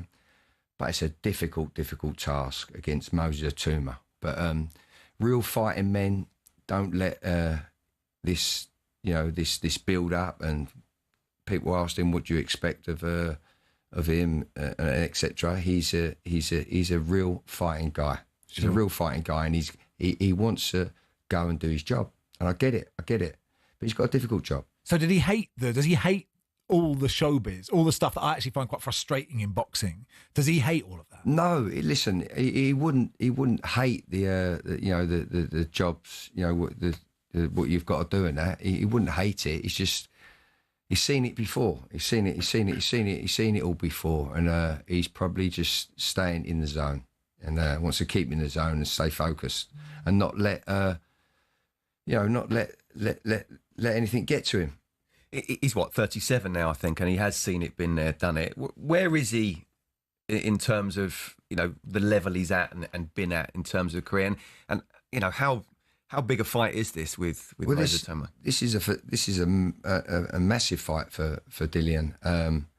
You know, he's been at the top. He's been interim world champion before, and he's mixed with, you know, the top guys up there, and he's handled himself with them guys. You know, I was around him for 11 unbeaten fights, and, well, as I say, world interim champion #1. But I think there's a little bit of wear and tear. Only I'm not judging him, but I ain't seen him or been around him for you know, since the Marius Wack fight. But I can only assume because I'm a trainer and I know people in the boxing game and how they bloody well feel, etc. But I'd be very, very surprised if you know, I'd love to see a fresh Dillian Whyte on Saturday night. I'd love to see a fresh Dillian Whyte, because he's certainly got a fresh young lion in Moses Toma. Just before we come on to him, because we saw Spencer saying and heard Spencer saying is, you know, the next biggest thing. What's he like to train, Dillian? And during a fight as well, does he take instructions on board? Absolutely. Dillian Whyte, yeah, was a phenomenal trainer. If anything, could have overdone it a little bit, you know, but man knew what he wanted. Knew what he wanted. He's an incredible trainer. Hard man. Very, very hard, disciplined guy that studies the game. Yeah. How we talk a lot about football and about managers and, you know, man management and dealing with different players differently. And actually, if you think about boxing, that relationship between you and a fighter must be so intense. And I guess the skill, or you tell me, the hardest bit is what? Is judging that individual and what they need and how far you can push them on any given day? Well, we worked really, really close for many years. When I mean close, probably me and him in a gym up in Loughborough, just outside of Loughborough, actually, before we moved into the university itself. You know, I started off with Dillian straight after the Anthony Joshua fight, you know. Straight after that, when Anthony Joshua defeated Dillian, I got the job of training Dillian, and we worked at my gym at that time in West Ham, in Plaistow, behind Plaistow Station. Yeah, we started off there, but we had a few fights. I forget, can't remember who we fought now. We won the British title, a couple of intercontinental titles before we moved on to interim world #1. But we worked close together in this old gym. Yeah, it wasn't even a gym. It was a bloody MOT garage. Great. But we made exactly it. What we want. Okay. Yeah. Tyres everywhere. Rocky stuff, isn't it? Tyres. It was bloody bad for your health, trust me. It was a spray yard. I could smell it. But we had a good few fights in that place. And when he I believe it was Lucas Brown, he dealt with Lucas Brown in incredible fashion at the O2. He put himself on another platform, pay-per-view, and then the university was only too pleased to have us in the university. We had a gym there. We had some good performances there. And but he's fantastic to work with, Dillian. Yeah, sure. And like, if you look. Is it very similar training any individual boxer, or does it massively make such a difference on who they are? Well, listen, they're all very, very different. Their brains think different. They have, you know, you have to bespoke every individual, you know, and that's how you get the best out of them. You can't chuck them all in the same, otherwise they all look the same. You know, some are better things than others. Some you've got to give a bit more attention to a certain area, whether it's mentally or physically, you know, and that's how you get the best out of them and get them to be the best of them they can be. Tell us about Moses Toma then, and how I suggest, even though you've got a relationship with Dillian, you're thinking that Toma will win this one, and how good could he be, and how quickly? Yeah, I believe Moses is a phenomenal talent. He's very different. I've only met him a couple of times, but he's a very interesting guy, very, very relaxed, calm, very sure without being cocky, and that's what you like in fighters. But and very talented, very balanced. Got a good eye. Good readability about him, if that makes sense.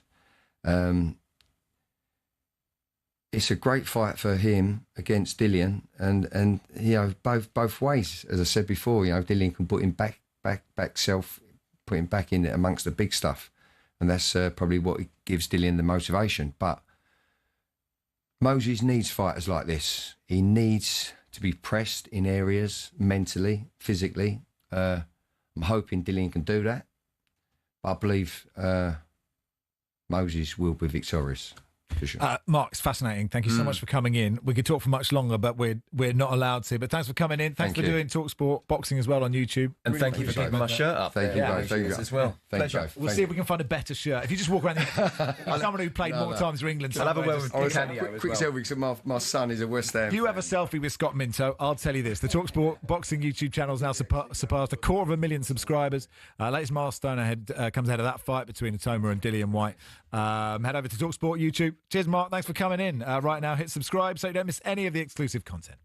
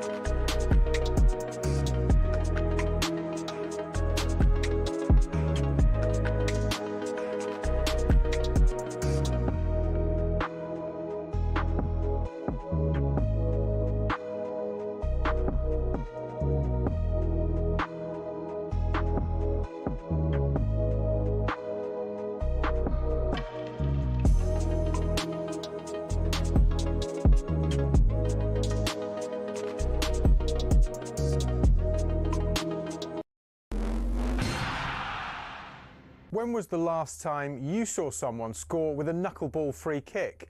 We're going to take a look at why we're not seeing them anymore and explain a bit about how they work. The knuckleball peaked in the 2010s after that Ronaldo strike against Portsmouth in 2008 inspired academy players everywhere. Here's a young Mason Mount. I tried to base my free kick on Ronaldo, hit the ball by the valve and it moves. So what do you do? Top corner. Now, no ball is perfectly aerodynamic, so as it travels, it creates ever-changing pockets of turbulent air, causing that unpredictable movement.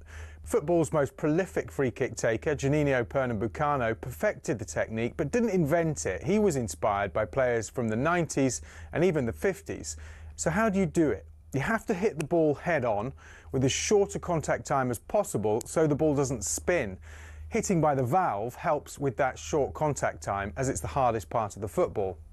So why don't we see knuckleballs much anymore? It's because players are being told not to shoot from dead ball situations because the XG is so low. In fact, as Opta shows here, since the 08-09 season, there's been a 10% reduction in players shooting from free kicks in the Premier League. And in 23-24, a record low of 11 free kicks found the back of the net. And the knuckleball, though spectacular, is imprecise, which is why it's becoming a thing of the past.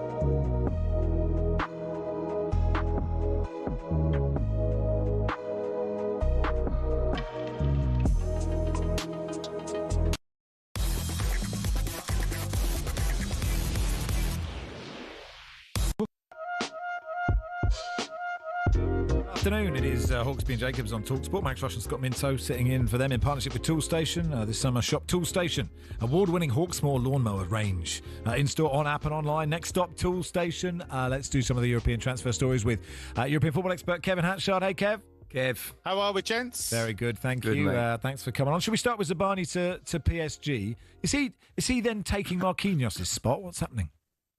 I think that's the plan long term. I think they see him as somebody that could do that, but obviously Marquinhos is in no rush to go anywhere. But I think what they realised, I think they've known for some time, they've chased Zabani for most of the summer, but I think what really brought it to light was the drop-off when William Pacho was missing at the Club World Cup, because they got taken apart by Chelsea in that final.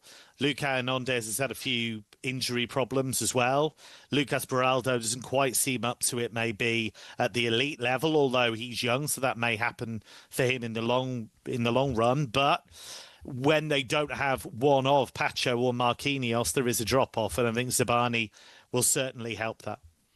Kev, I was really worried about Sunderland when they got promoted at the end of last season, and I thought, my goodness me, it's going to have to be an absolute overhaul. To be fair to them, they are really going for it, aren't they? But what about Omar Alderete as well? Yeah, so what they do seem to be doing is bringing in guys who certainly physically can cope with the Premier League, but also have a bit of oomph, shall we say. If I tell you that Alderete has picked up 40 yellow cards in La Liga across the last 4 seasons, that gives you an idea of the kind of guy he is. If you play for Getafe for any length of time, you're going to get some kind of rap sheet, and he definitely has that. So, yeah, I think he's not just physically able to deal with the Premier League, but also he can play left centre-back, right centre-back. He's played in a 3, he's played in a back 4. So I think as somebody who can come in and boost that squad, he really helps. And if you look at guys they're bringing in, so Reinildo's come in. He's worked under Diego Simeone, so he's of a similar mind to some extent. Granit Xhaka's come in. He's not backwards in coming forwards, is he? So you can see what they're going for. Good. Absolutely. They're going to be just what? Proper dirty big boot, kick everybody. I mean, that's probably slightly harsh. You know, they can all play, these guys. I think it's a mix. Yeah. I think it's a mix, right? You've got, Enzo Lefebvre staying put. That's great for them, I think. Habib Diarra, I think, is a really interesting pickup in midfield. But I think you need some of those guys who are willing to do the nasty stuff, willing to do the dirty work. And as long as that doesn't spill over into complete ill discipline, I think it's probably a good thing. Should we talk about Rasmus Højlund going to Milan? Do you think it'll be a good place for him? Obviously, it hasn't worked out at Manchester United. Maybe if he'd had a bit more time, it would have done, but it hasn't. And, you know, he wouldn't be the first person to leave Manchester United and go and have a good time somewhere else. Yeah, I think that's fair to say. I still think there's a really good player in there, but we've seen a lot of players lose their confidence at United, and that's definitely been the case with him. What we do know is that he was successful with Atalanta in Italy under Gianpiero Gasperini, who is a bit of a striker whisperer, it has to be said. And so, yeah, this hasn't worked out, but Milan need strikers because Luka Jovic is gone, Tammy Abraham's gone, Joao Felix wasn't retained after that loan spell. They've already got Santi Jimenez. They're looking to add at least one more. There's actually talk that both Højlund and Dusan Vlahovic could go there, although Vlahovic with the wages is very expensive. But I think if he gets a decent run under Allegri, he could rebuild that confidence. Yeah, I agree with you. I think there is a player there, but it was too big a move to go to United with everything that needs to be turned around there. So he needs to get away for sure. I'm really interested in this next one. Christopher Nkunku. Is he going back to Germany? Well, he's being linked with a return to Leipzig.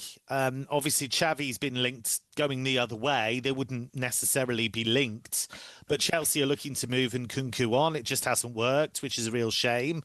When he first arrived, he looked good in that pre-season, and then he got injured. And he never really recovered. And Cole Palmer came in, and there were players ahead of him in the pecking order. There's talk in Germany that he would have to compromise on his wages if he was to go back to Leipzig. But I think that would be a really beneficial move for him ahead of the World Cup. And you're going to see this a lot. You're going to see players really tailor their thinking towards the World Cup. Because if he plays regularly in Germany and plays well, suddenly he's got a chance of getting into that squad for the World Cup.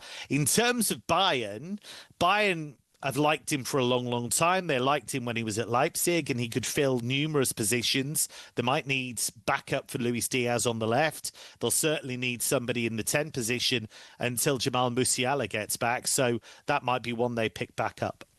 What do you make of it's not on our list, Kev, but you know everything, the Savinho to Spurs rumours?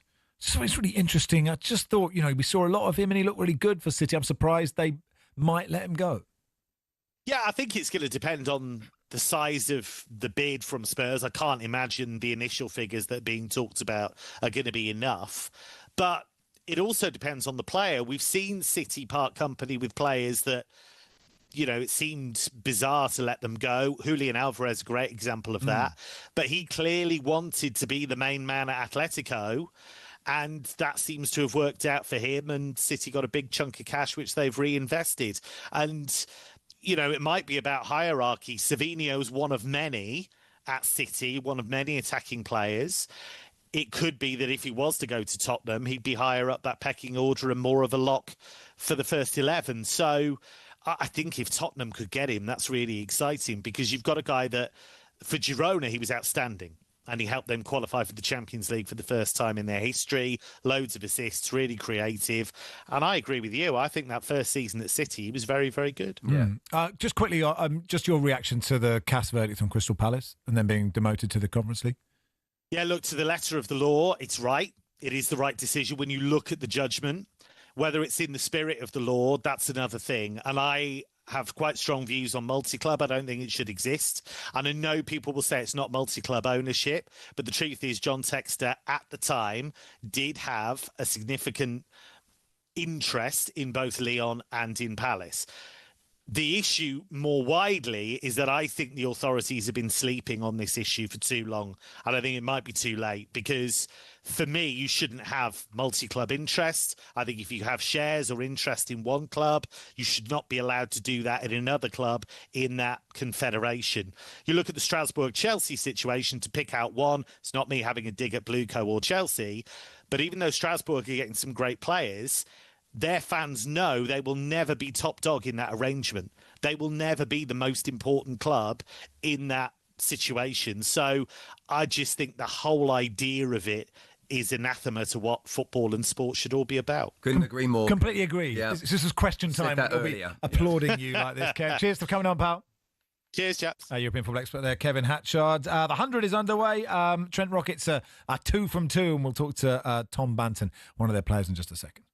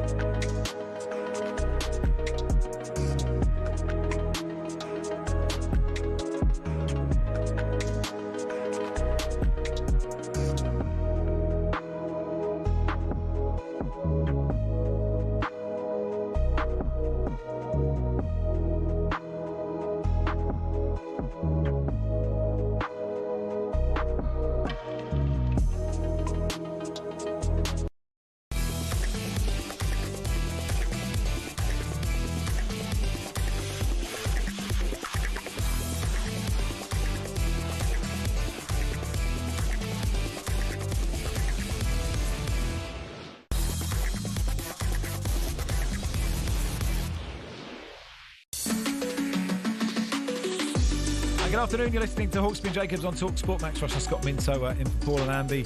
Today, let's do a bit of the 100 then. Trent Rockets are 2 from 2. We can talk to their batsman, Tom Banton. Hey, Tom, you okay? Hi, guys. You all right? Hi, Tom. Yes, I mean, I guess you can't ask for a better start in this competition than winning your first 2 games. No, look, obviously, it's been a dream start, 2 from 2. I think last night probably was a bit closer than it should have been. But yeah, look, obviously the summer, it's been a hot summer. The wickets are dry, so they're a little bit used. But no, it's great to be back at Trent Bridge in front of a full house. But yeah, it was good. I can't speak for every fan because they might be smarter than me, but it still takes me a while to get my head around the difference between T20 and the 100, even though it's just the number of deliveries. But as someone playing it, does it affect you, or are you just like, here's a ball, hit ball? It goes by a lot quicker, which I think everyone enjoys. But no, I feel like you can lose a game or win a game within 5 or 10 balls, really. It's weird. But yeah, like I said, it's just 20 balls less, I guess. But yeah. And does that make it more exciting or sort of more stressful? If it is literally just you close your eyes for 5 balls and then that's it. Yeah, you've always got to be on it. Look, I think my job as an opener is to kind of go out and put pressure on the bowlers. Me and Joe Root, obviously being opening the bat in the last 2 games, it's great to be at the other end. So probably one of the greatest players that I've ever played. Yeah. So to be around him is awesome, and learning from him is great for everyone. Tom, I'm going to park my question I was going to ask you because I'm interested about Joe Root. Tell us what you do learn off him, both in the dressing room and being out there in the middle. I think just actually how calm he is and relaxed. I'm sure he's obviously got his things he thinks about and probably keeps to himself. But look, he's always one just to try and take the game forward. He doesn't say too much. I think obviously if you want to ask him stuff, I'm sure he'd love to help. But I've known Rooty a little bit now. And yeah, I just think obviously he's so good at batting and just to stand at the other end and kind of watch him, how he goes about it is really special. But yeah, it's great for him to be at Trent Rockets. But I mean, you could be a better white ball player than him, so he should be asking you. He should be asking you the questions. No chance. Look, he's arguably one of the greatest ever players to have ever played the game. So we're so lucky to have him at the Rockets, and yeah, long may he continue scoring runs. Obviously for the Rockets and for England, and obviously he's chasing down that record. Just looking at your career in white ball, it's sort of fascinating the amount of travel you're doing. You know, you're playing for Brisbane, then Peshawar, then Kolkata, then Quetta. I looked up in the Pakistan League. Then you're back to the UK. Then you're off to Colombo. Do you sort of live out of a bag? There are times, I think, definitely throughout the English winter where you can kind of get a little bit lost. Obviously, there's various franchise leagues around the world now, which is great for guys playing cricket. Obviously, there's loads of different ways of looking at it. But yeah, look, sometimes it can be a little bit lonely living out of a suitcase. But look, we're playing a sport that we love, and you've got to keep reminding yourself that even if sometimes there's days where it doesn't go for you, you just got to take a step back and think how lucky we are. Sure. You know, I appreciate that. You can have both, right? This is an amazing thing. You're so lucky to be able to do it, but at the same time find parts of it quite difficult and sit there and think another airport lounge, and hopefully you're at the front of the plane at least. But how far? Not right, yeah, exactly. But how far ahead? Like, how far ahead do you think? Is it sort of, you know, you can sort of plan your year and go, I will do IPL. I try and get in the IPL. I will play the Big Bash. Like, or do you have a 5-year plan? How does it kind of work?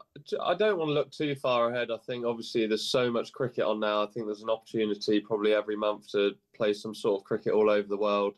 And especially in England, the domestic schedule seems to be crazy. So if you're playing all formats in English summer, it's still important to get your break. But then obviously our careers don't last forever. So you've got to kind of, during the winter, try and well, I'm not really in a position to pick, but try and take the opportunities where they are. And yeah, hopefully you do well, and then that stuff kind of takes care of itself. But yeah, I think also I've learned a break, and getting away from cricket's really important as well. Yeah, I totally agree with that. I think there's really interesting questions about how much football we make the elite players play and how much cricket. And actually, with the white ball game, I get, you know, as a massive cricket fan, because there's so much of it, then I sort of get confused about when the next thing that I need to really care about is. Obviously, I care about the Ashes, and as a sort of old school Test cricket fan, that's like number one for me. But when's the next? Because you obviously played the England squad against the West Indies. There's a ODI. There's a white ball series against South Africa, isn't there, coming up? When's the next thing that you're looking at in terms of a World Cup in one of those?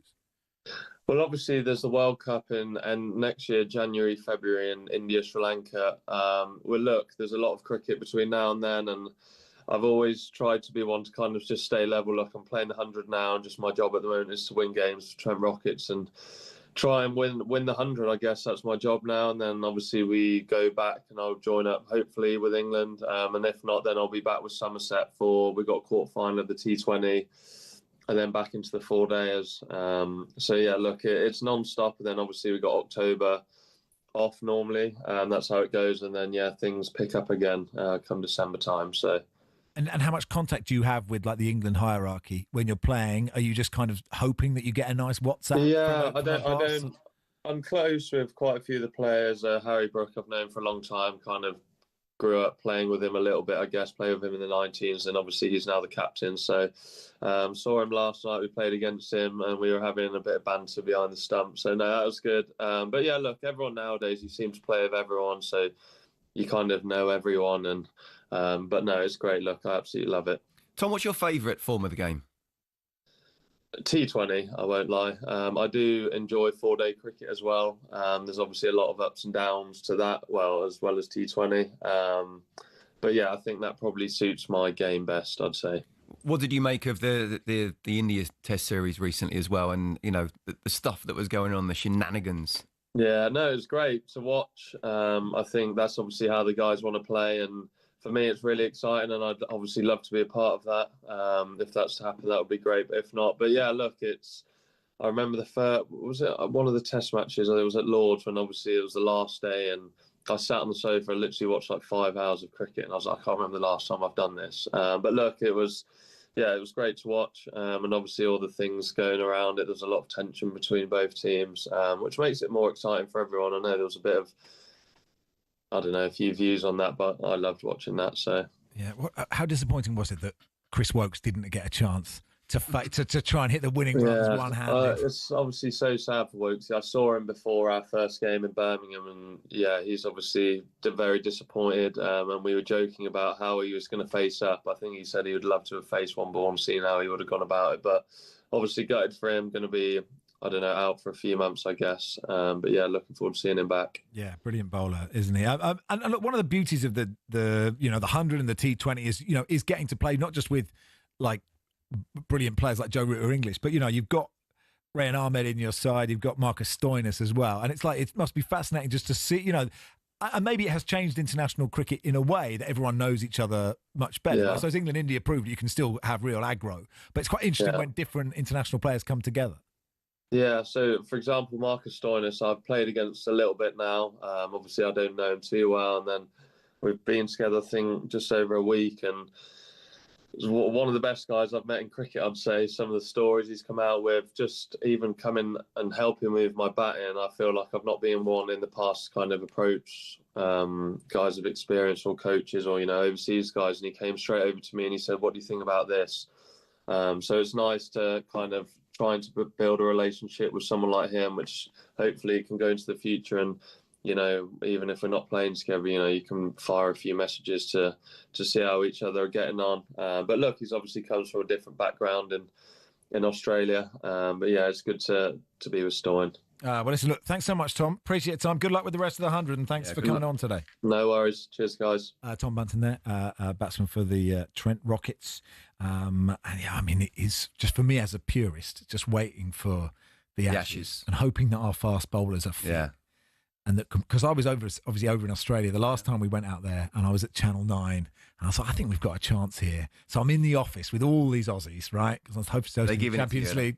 They're giving, as you'd expect. And the first ball of that series, do you remember, was Mitchell Starc, Yorker to Rory Burns, skittling leg stump or something. And I was a bit like, yeah, maybe we should let's just wait for the next series there. Anyway, you are listening to talkSPORT. Max Rushden and Scott Minto in for H&J. What are we doing next? Oh, yes, we go back to some more bits. This is exciting. Scott Minto's views. Well, I don't know what we'll ask Scott next, but it'll get. I am Scott Minto. Yeah.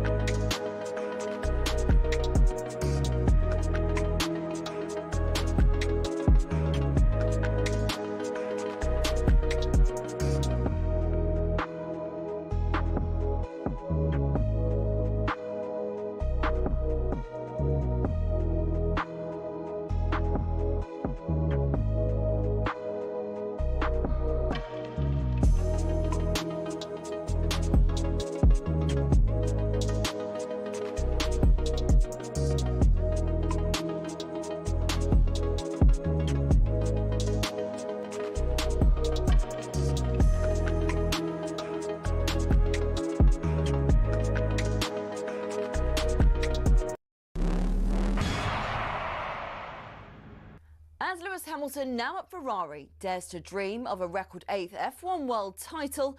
The Tifosi will be hoping the Brits can bring glory back to Italy. To many, Ferrari and Formula One are inseparable. They're the only team in the sport today to have competed in the first World Championship in 1950, are the most successful team in history, and have built some absolutely gorgeous cars. Their first driver's title was won in 1952 by Alberto Ascari. Considered one of F1's most dominant and best-loved champions, he drove the iconic Ferrari 500 and defended his title the year after. It was Juan Manuel Fangio in his Ferrari 250 who secured the team's next driver's title in 1956. Remember, he was world champion 5 times with 4 different teams. Mike Hawthorne, Phil Hill and John Surtees also won titles for Ferrari in the 50s and 60s, and the cars back then were beautiful, and they even sounded great, didn't they?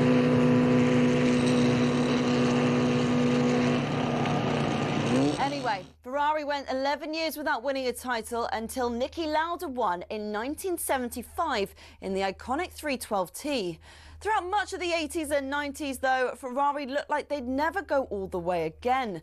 Le Professeur Alain Prost came pretty close in 1990, but lost out to his bitter rival and former teammate at McLaren, Ayrton Senna.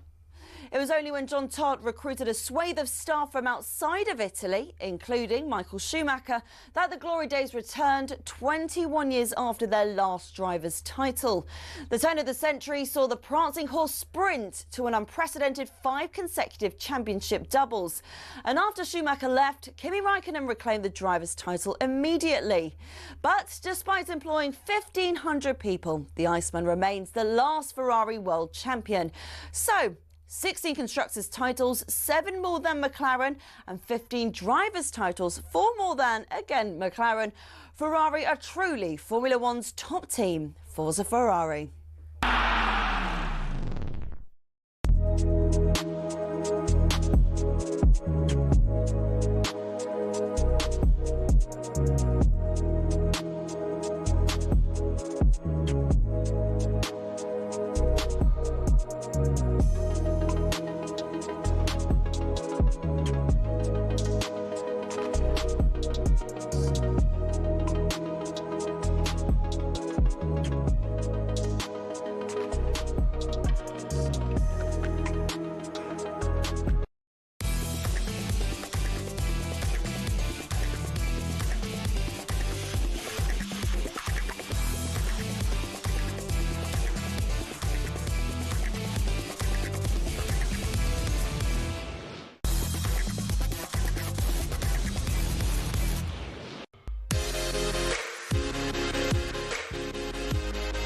Now on the running order it says, how do we feel Chelsea will do the season? But before that, Scott, boffins are probing the existence of 4 different types of alien.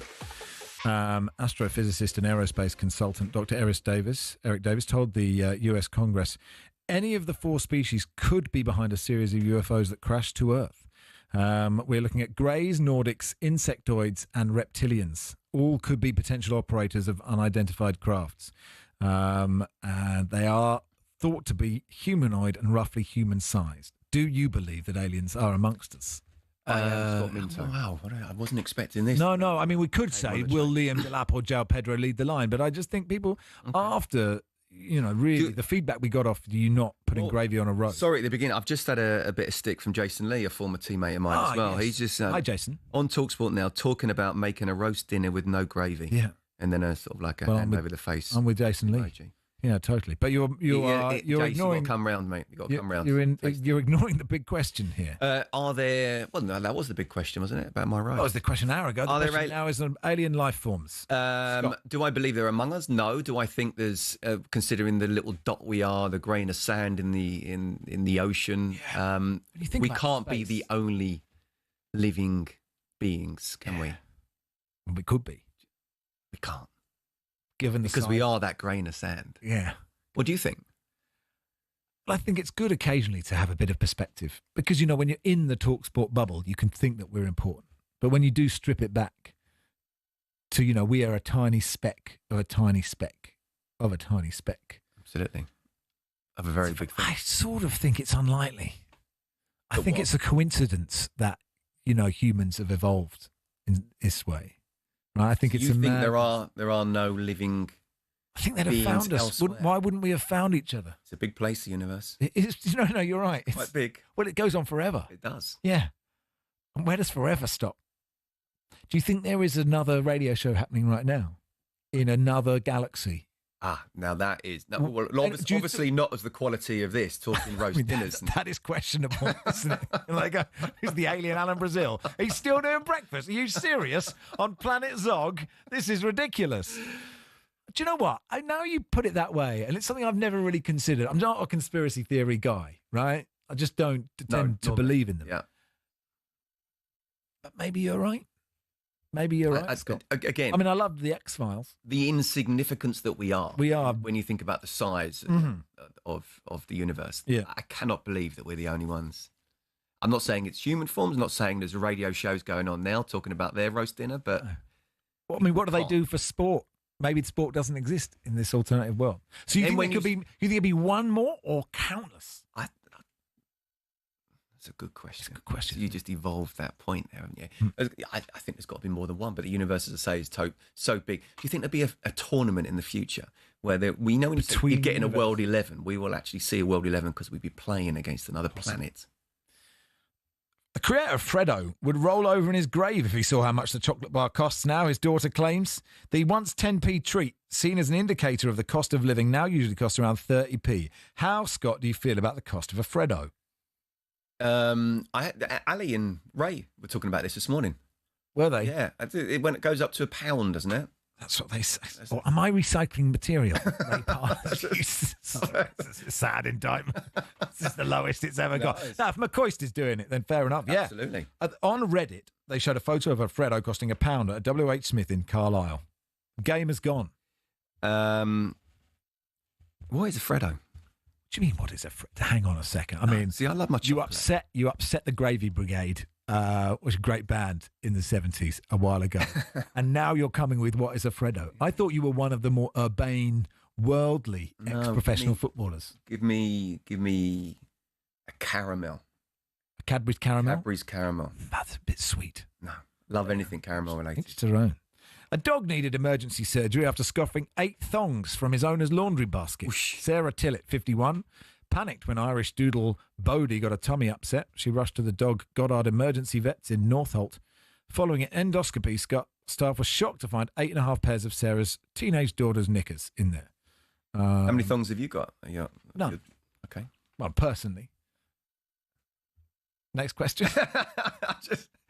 These are quite random ones. Well, these are things I've picked from the Daily Star. I'm in the Andy Jacobs role. And is that your... Sorry, yeah, I didn't realise I had to be Andy Jacobs. No, when you get the call an hour before going on air, can you fill in? You're trying to reread it just to check I read it correctly. Look, we can do a bit of Chelsea because you were at... I'm desperately trying to tune into Planet Zog. His drivel. There's this text. Imagine intergalactic football, says Paul. Teams can't cope with the calendar nowadays. If one talkSPORT presenter was an alien amongst us, which would it be? Asked Gaz. I am Scott Minto. That's a... what do you mean there's no aliens? I'll tell you who's alien. People who don't put gravy on their roast dinners, says Chris. Look, you were at the bridge yesterday. I was. To see Chelsea beat We're actually going to talk football. Just briefly. Okay. Well, no, I don't want to major on it, but you have changed your view, or you're just getting more and more optimistic? Yeah, I kind of supported Maresca when I think he was a bit of Marmite up until right at the end of last season, even with Chelsea fans. I don't think people realise how difficult it is when it's a complete change of ownership, a complete change of we're going down a different route, buying youngsters rather than ready-made senior world-class pros. You know, he had 40-odd players to deal with 12 months ago. I think he's had a great season. And I think it wasn't until the Club World Cup that people have sort of said, actually, you know, the pressure expectation here now is maybe to go on and win the Premier League. I still don't think they can, but I was very, very impressed. Very impressed. Go on, what's coming now? Jonathan says, I'm pretty sure Scott Minto just described the plot of Space Jam. It's a very good point, isn't it? Garfield says, Alien Alan Brazil Sports Breakfast. I'm sorry, I do struggle with those Martian names, he says. I think Pedro's a brilliant signing. I do wonder if you're a player, because obviously they can only have 25 at the start of the season, right? If I understand what the rules are correctly. So are they buying... constantly linked with attacking midfielders like Xavi Simons. I don't know where Xavi Simons fits in. But if you're a footballer, is your confidence in your own ability and your ego on that sort of scale of confidence and arrogance or whatever enough to go, I won't get lost? Because you have seen, we talk about Nkunku leaving. There are players that go to Chelsea who then just disappear, right? There is a risk if you go there, given the number of players. Especially at Chelsea in the last couple of years. Of course. Yeah. But do players ever go, actually, I don't want to go there because I might just get lost? Or just players just don't have that mentality? Because you can't have that mentality in that. No, you got to have the mentality is I'm going to go to Chelsea, one of the biggest clubs in Europe, because I believe I can help them go back to winning Premier Leagues and Champions Leagues. So it's simple as that. And if it doesn't happen for whatever reason, then it seems to me as if Chelsea will get rid of you pretty quickly because they have to for PSR reasons. They've gone down. It's very, very intelligent in terms of the way they've cooked the books. You know, you may not agree with it, but that's a phrase perhaps they would disagree with. But I'd take your point, right? Listen, they've got creative accountants. They've been very creative, and they have one of the best accountants in the world. The way they've actually the money they've spent, but to be fair to them, they're also very good at selling. And negotiations wise, they're getting within PSR when they're struggling. Although they were fined recently £30-odd million by UEFA, but they stay within the Premier League rules where they're selling the women's side, selling hotels. Again, whether you agree with it, I don't.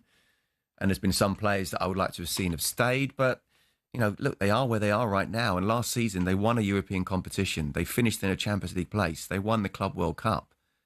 Things are looking good at the moment. And Matt says this is boring. More idle roasts and Freddo. You can now get a caramel. Caramel Freddo says, and you? Jeff. I now know what a Freddo is. I've just had a look at the thing. No, not for me, Freddo. Okay, no. yeah, Paul says, got to have a bit of caramel. Come on, Max. This is poor even for you. Thank you, Paul. And so who's your starting three up top for Chelsea? Well, it would be four, wouldn't it, with a 4-2-3-1. So, but the biggest thing for me is who's up front. And you've got Joao Pedro, you've got Liam Delap, you've got Nicholas Jackson.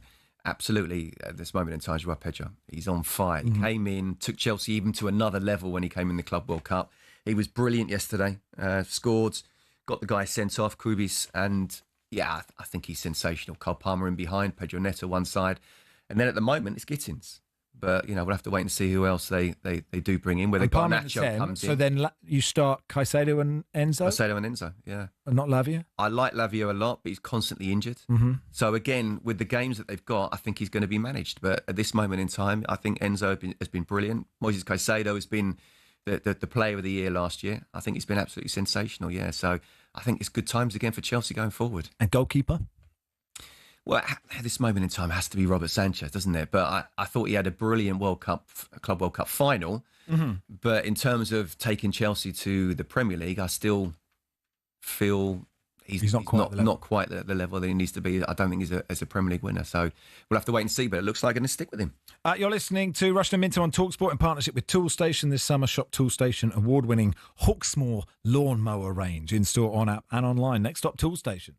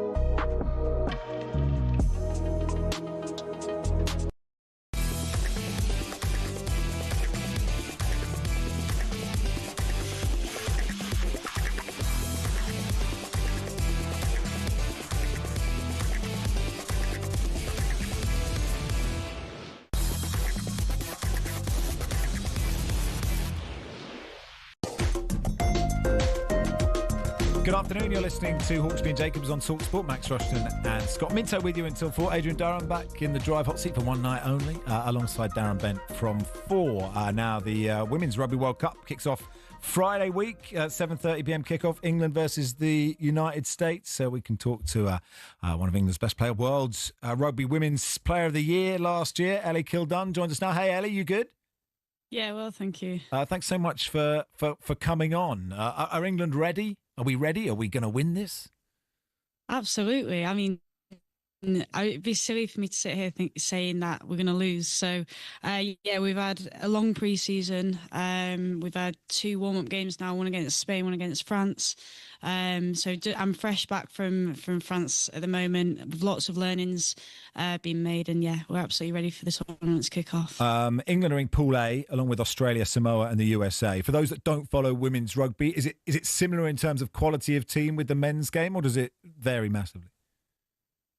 Yeah, it does vary. I think it definitely depends on where the investment's put. You know, the teams will all show up for a World Cup, but yeah, there is slight differences with the teams, whether it's women's or men's. Right. So in terms of are the USA women's rugby team better than the USA men's rugby team? Are Australia as strong as we'd expect Australia to be?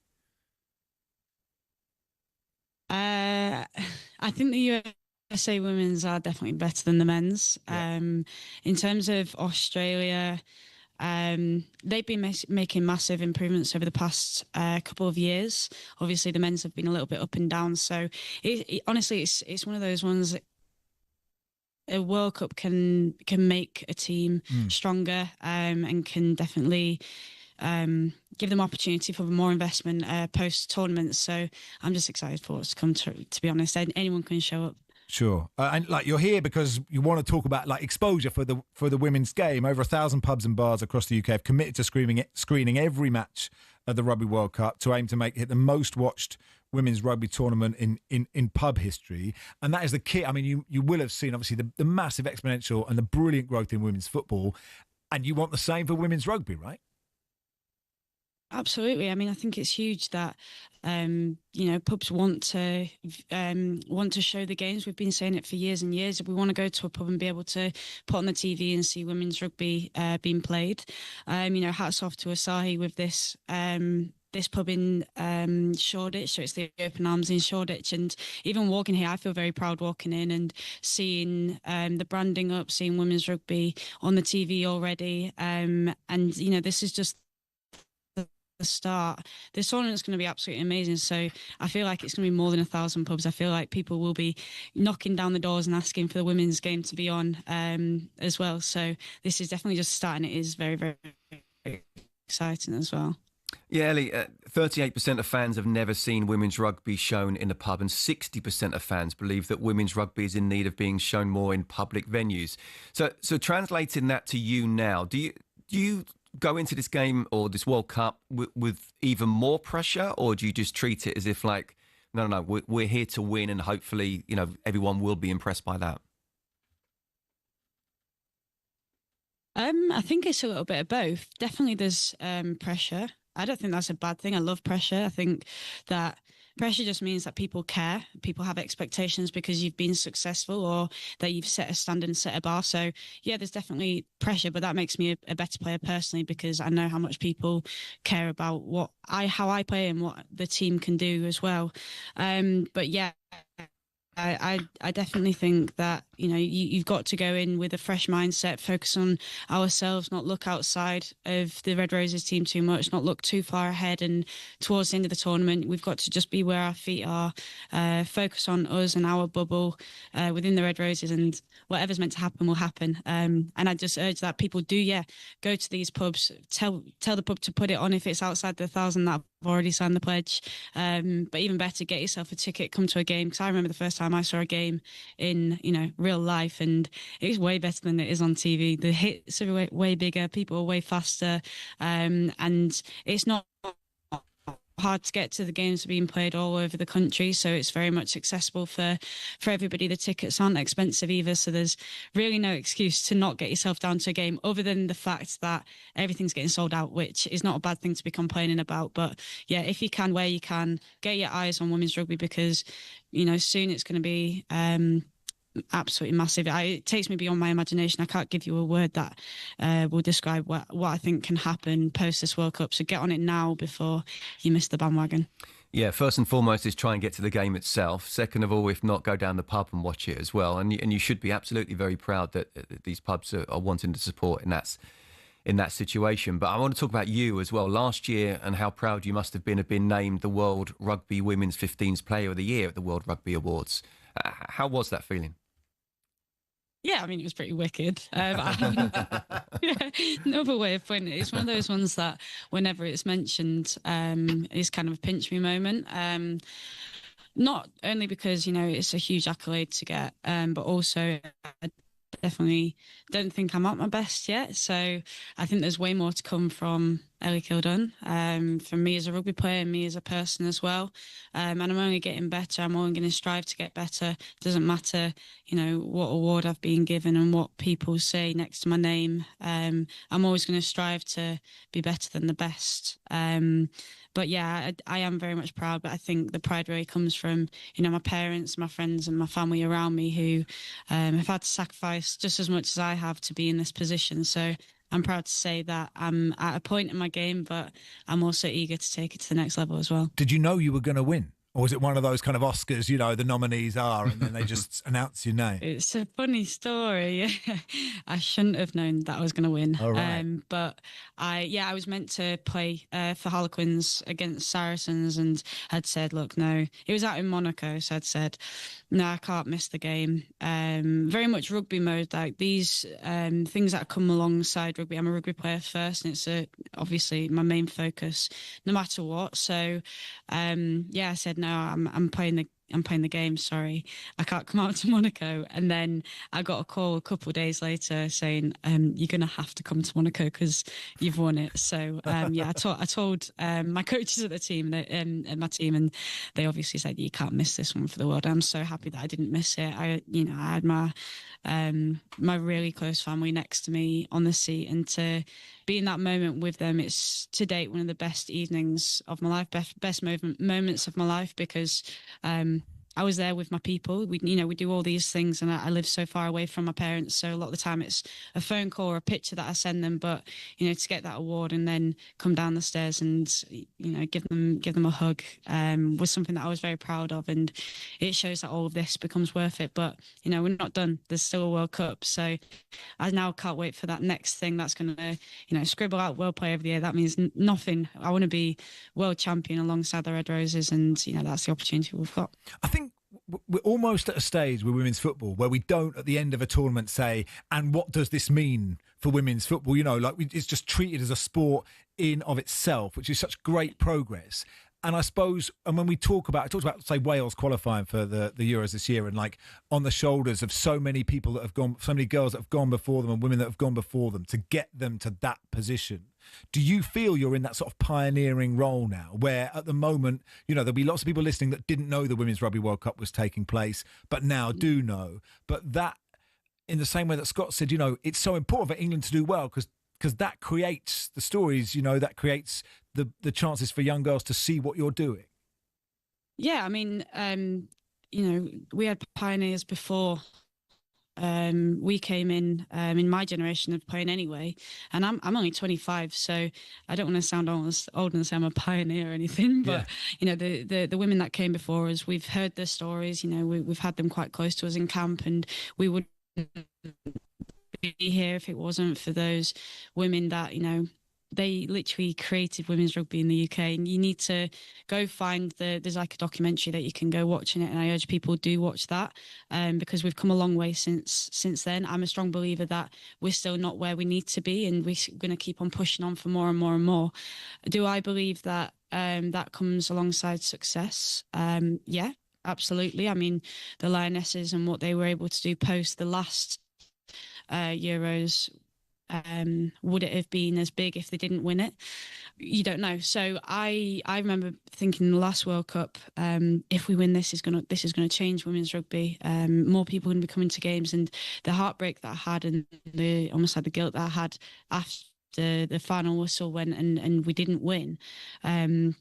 Wasn't reflected with, how the game then grew from that point onwards. People were still coming to games. I remember the first time going to Twickenham, or Allianz as it's called now, stadium, and the first home game we had back, I just remember being on the bus and there was like a sea of fans on the roads outside the pubs 3 hours before kickoff, and it made me think, no, it is changing. It doesn't come alongside success. Yes, that helps that. Yes, it accelerates it, but there's been 3-4 years of growth now, and people, all they have to do is watch it. The thing about rugby and women's sport, and I think it's the same in the women's football as well, it's not quite like the men's where there's a home and away. People just appreciate, women smashing every single stereotype that's out there and doing well at it. There's loads of haters as well, but we're just here to silence them along the way. But yeah, I hope we win, obviously, and I hope that changes the narrative of women's sports going forward, and we can build on what the Lionesses have already done in the past few years. Well, listen, Ellie, thanks so much for coming on. Really appreciate it. I'd love to catch up with you during the tournament if we're allowed. But thanks for coming on today. A sneaky one. Good stuff. Cheers, Ellie. Ellie Kildunne there, the world's best rugby player. She is, and playing for England in the Women's Rugby World Cup. That begins Friday the 22nd of August. England take on the USA in the same group as Australia, Samoa and the USA. And we'll keep in touch with Ellie. Get down the pub if you can't actually get to the game itself. Go to a game or go to a boozer and support it. It is Max Rushden and Scott Minto with you till 4.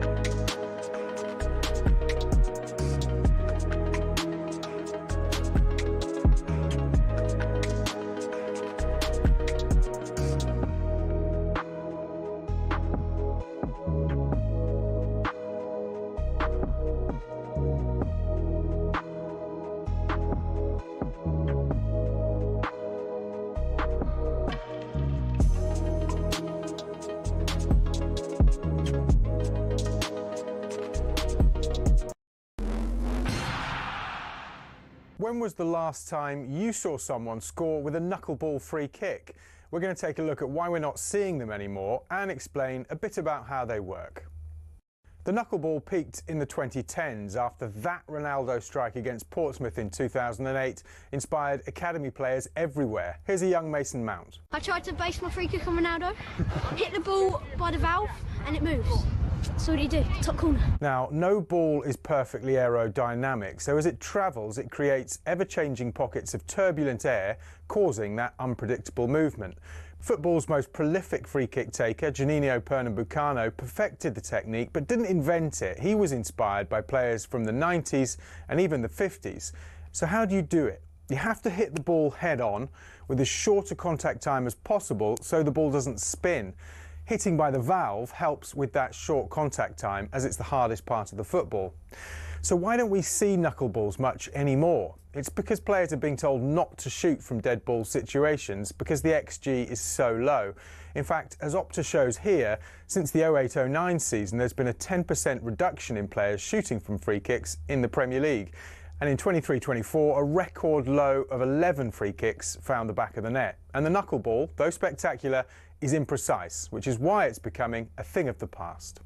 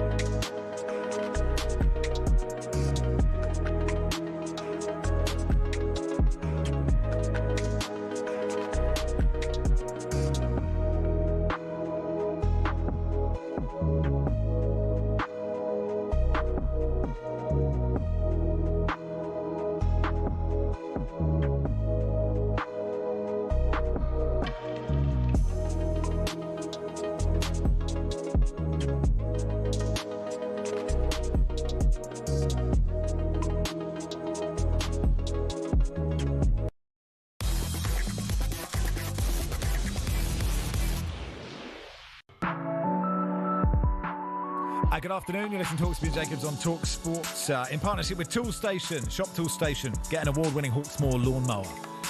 In store, on app and online. Next stop, Toolstation. Let's look back at the Community Shield from a Liverpool point of view. Football writer Tony Evans joins us. Hey, Tony.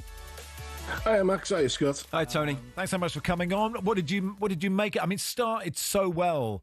The game, it's sort of a checkbox thing that Liverpool fans would want. Vert's involved in a goal, Ekitike scoring, Frimpong scoring, and playing some really lovely stuff. Yeah, I mean, it starts off, all the newcomers showed signs of going to be a great addition to the team. I mean, particularly Vert and, Frimpong, his goal that was a cross. But if you put the ball in that area, there's a chance it'll go in. However, if you're going to bring 4 new players in, there's going to be an element of them needing to find a way of gelling. And the performance at times was extremely discordant. And it does make you worry about what the composition of the midfield is going to be and how it's going to develop to work around Vert, who's obviously the playmaker. Do you know what, Tony? I'm exactly thinking the same, because I've just written down here Gravenberch. It is, with the amount of money that's been spent on Verts. I'm going to have to see what happens with Isak as well, and we'll come on to that in a sec. But how important did he show by even not being around, how he is for Liverpool? Oh, absolutely vital, because it's the area probably that, I was going to say malfunctions. It wasn't quite a malfunction, but didn't gel as well as you might have hoped. So yeah, I think and getting McAllister in there, I think it'll be fascinating to see how they work alongside Verts. And the thing is as well, Frimpong didn't even pretend to play right back. He just moved up forwards and then didn't stay out wide like you'd expect a right back who's pushing forwards. He moved inside and he was essentially playing in an inside right position. I was like, oof. They rotated into a back 3 at times, and I think we're going to see an awful lot of it. It meant Kerker's had to be really disciplined. But yeah, I think there's quite a few issues to be ironed out before they get to the real thing. And it'd be really interesting to see what that starting 11 is against Bournemouth on Friday, won't it?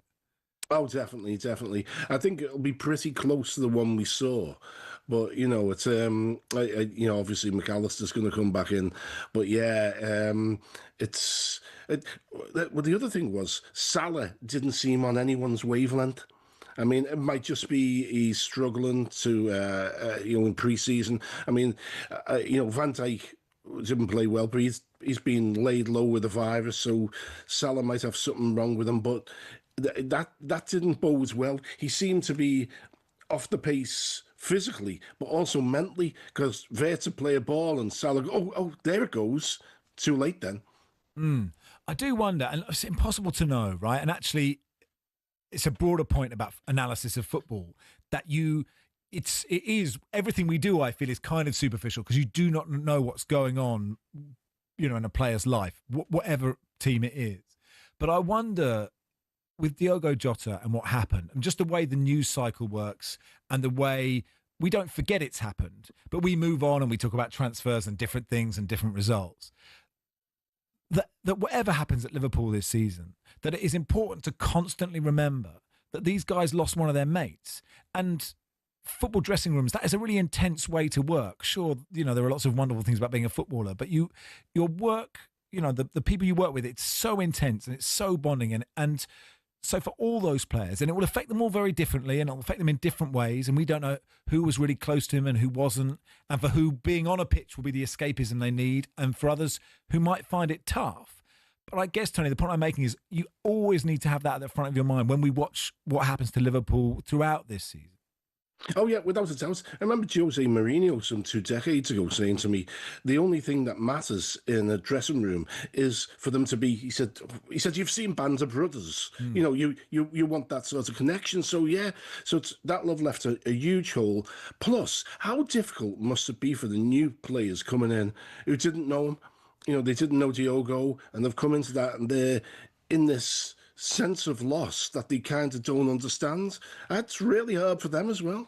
Yeah, I think so. And I just think it's it isn't something that necessarily, well, you can talk about it every time, I guess, and it puts everything in total perspective. And so when you move on to the next question about Liverpool, it sort of feels so trite to do so, although I guess that is what we're here to do.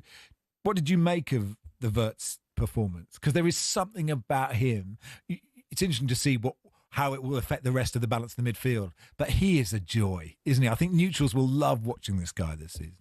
Yeah, he will. And so much of Liverpool's play and the goals have come during the Klopp era in the first year of Slot, have come from out wide, and they've made use of the wings. But I think we're going to see more direct from the central areas from Wirtz. And, he's going to be unpicking defences with that passing, which I think is really exciting. I was trying to think of the last player like this in a red shirt, Peter Beardsley maybe, but he was different. But, it's been a long time since Liverpool had this style of player. So, yeah, I'm looking forward to that. What did you make of Virgil van Dijk's comments after the game when he was interviewed by Alex Crook here on talkSPORT? And he said, well, you've got plenty of attacking options. He went, have we? How do you feel? And where do you feel we are right now with the Alexander Isak deal? It's parked up a little bit at the moment, I suppose. There's a great sense coming out of Newcastle, particularly from Eddie Howe, that Isak's gone. I think Liverpool need to up their bid.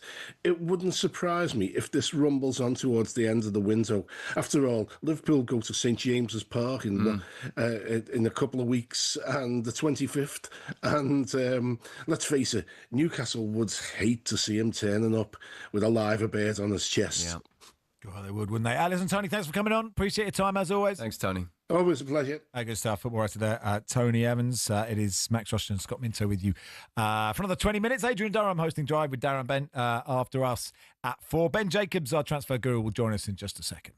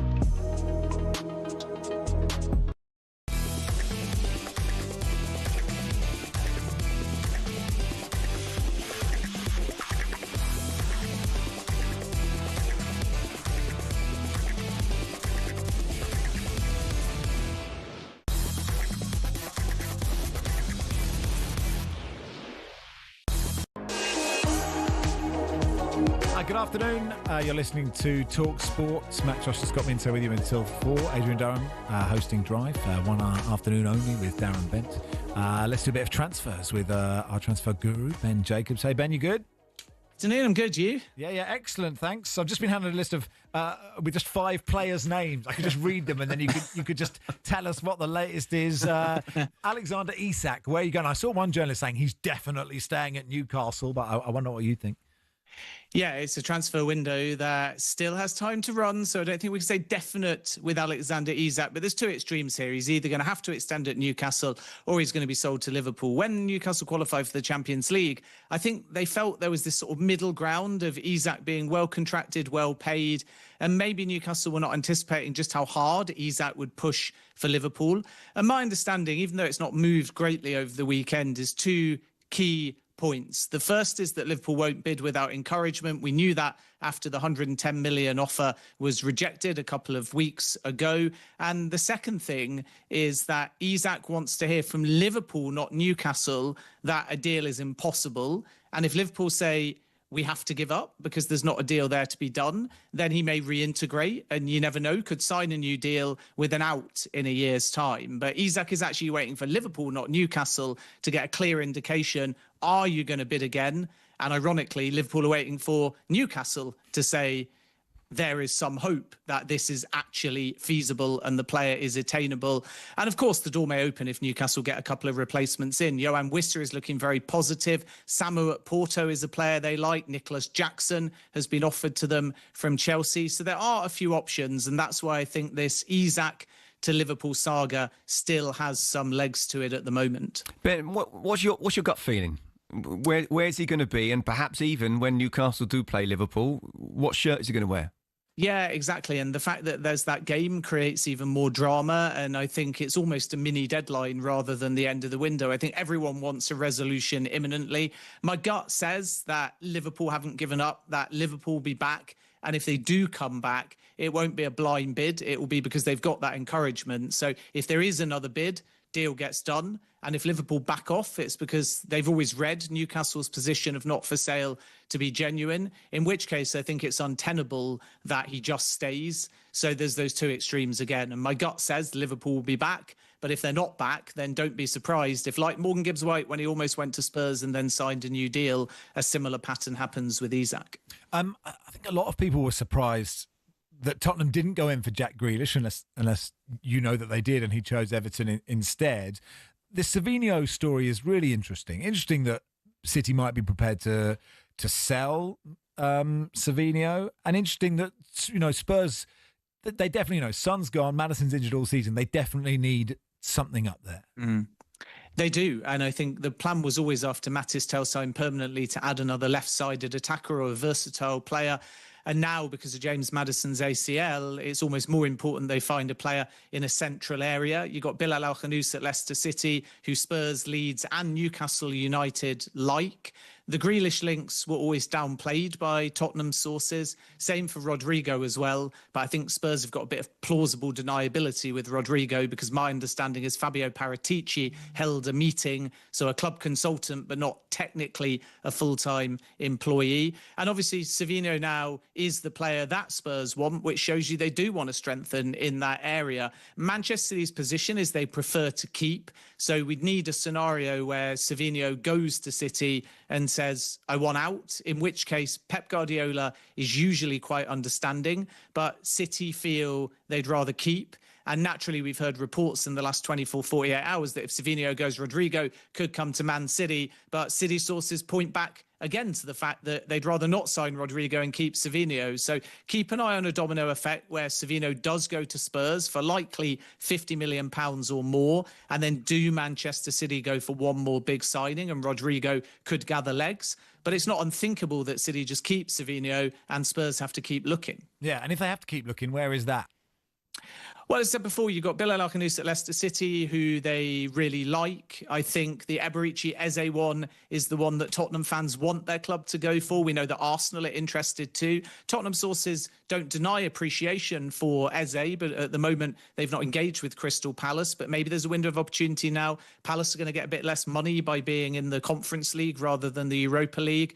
And suddenly there's a bigger gap, isn't there, between saying to Eze, stay for a season, play Europa League, versus stay for Conference League when a club like Tottenham or Arsenal are offering you Champions League football. So I think someone will move for Eberechi Eze. Let's see if it's Tottenham. Arsenal are the ones that have held talks on the player side, and he's keen on that move. But I think Spurs have got a couple of options there. Even Tyler Dibbling could be one to watch too. Tottenham were definitely intent on moving for Dibbling when the window opened, but as Everton found, Southampton's price is still quite high. So if Spurs have got urgency, do they overpay and bring in a player like that? So there's a few names on the list at the moment, and I expect Spurs to be busy right up to the final minutes of the window, as they were, remember, in January when Matis Tell signed on the final day. Yeah, interesting that Dibbling wasn't part of Southampton's squad. No, he wasn't. No. Daniel Levy overpaying. That's going to hurt him. We rarely say it, do we? Staying on the theme of Palace, you mentioned Eberechi Eze there, and Steve Parish has already come out and sort of said, look, they might have to sell Mark Gahey. 1 year left in his contract. Does he let it run out and stay another year, or does he go somewhere else? And if so, where? Yeah, I don't actually think it's a case of might have to sell. I think Crystal Palace want to sell, period, because they've known since the window opened that Mark Gay's not going to sign a new deal. So it's a strange one, because suitors know the price is dropping. It was 50 million beginning of the window, 45 million of the window, 40 now. And Liverpool, for example, would entertain doing that deal at under 40, and as the days tick away, the price is going to drop even further because Palace don't want to lose Gay on a free. But crucially, you've not just got to agree a deal with Palace, you've got to be able to persuade the player he's going to get enough minutes in a World Cup year. So a lot of Chelsea fans say, Levi Colwell's injured, why not sign Mark Gahey? Well, come the last few months of the season, if Colwell's back and Gahey was fit and he went to Chelsea, you got two England centre-backs competing for one spot. And it's the same ultimately at Liverpool with Virgil van Dijk and Ibrahima Konate. So Gahey's comfortable running down his deal. He's happy to play every week and then take his pick of clubs as a free agent next year. But where there could be a twist is the fact Palace want to avoid that scenario. So they're offering Gahey to clubs, but it will ultimately come down to, can anyone guarantee him enough minutes to make the move now rather than in 12 months' time? Where do you think Dominic Calvert-Lewin will be playing this season?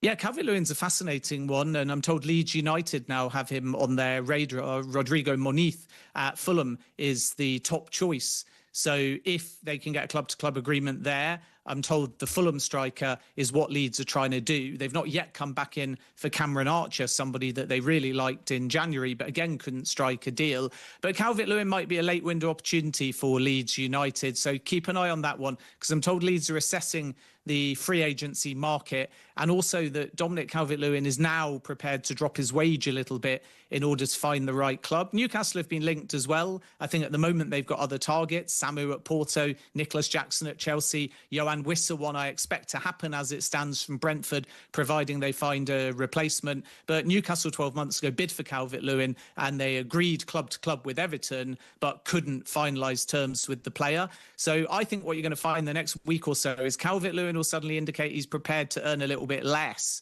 And if Leeds don't get Rodrigo Moniz, it might open up the door for them to do a deal on their terms. Where's Carlos Baleba? Is he going to Manchester United?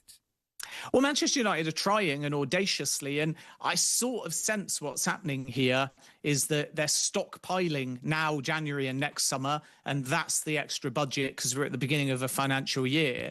And Manchester United will not only anticipate outgoings now, but who's to say that Bruno Fernandes won't go to Saudi in a year's time, or Casemiro's wage won't come off the books. And this is where I think Manchester United are being very creative and will have budget to try for Carlos Baleba.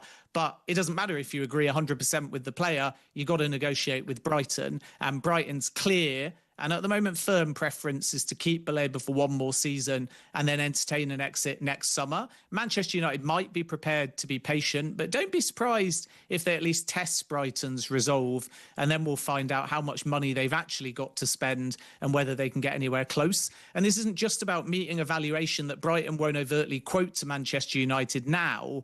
It's also about the fact that regardless of what the valuation is now, Brighton are anticipating another spike in 12 months. So they know that he's not a British transfer record player now. He's not 150 million like Moises Caicedo, the ex-Brighton player. But they feel in a year's time, another 15 or 20 million might add to the valuation. And they're factoring that into their thinking as well. So Baleba would have to agitate for a move. Manchester United might try, but make no mistake, it's going to be difficult this summer. Yeah, don't mess with Tony Bloom. He's the genius down there. I'm interested, obviously, with Chelsea as well. Alejandro Garnacho. What's the latest there? You said that brilliantly. Say that again. Alejandro Garnacho. There we go. I'm going to have to divert to you every time I want that name pronounced. So I think the situation here is Chelsea are really confident on Alejandro Garnacho. They know the player wants to join and they feel they can get a deal done with Manchester United. Manchester United want 50 million. They're quoting Noni Madueke, 52 to Arsenal, and saying Garnacho should be in the same ballpark. Chelsea are trying for 35 or 40 million, knowing Manchester United need to sell. But I don't think at the end of the day, a structure or a club-to-club agreement on fee will be too much of a problem. And I sense what Chelsea are doing is financially and verbally at the moment, they're lining up Garnacho and they're lining up Xavi Simons, but they know that they can't sanction those two until a scenario arises where Christopher Nkunku and Nicholas Jackson depart. And that feels more like the delay rather than necessarily a roadblock in club-to-club talks. So let's see whether Newcastle do come in for Nicholas Jackson. Leipzig like the idea of bringing Christopher Nkunku back, and it will come down to the player and whether he wants to join a club without any European football. But I sense once Chelsea get an outgoing or two, particularly Jackson and Nkunku, the Garnacho and the Xavi Simons sagas will suddenly move and probably get resolved in Chelsea's favour very quickly. Lovely stuff, Ben. Thanks for coming on. Cheers, guys. Cheers, Ben Jacobs there. Hey, Scott, thanks. I had a nice It's been day. a pleasure. Yeah, let's do it again. Coming from the stands to the bench to on the pitch, it's been great. You know, it's been the greatest 3 hours of broadcasting I've ever heard. Adrian Durham, Darren Bent next with Drive.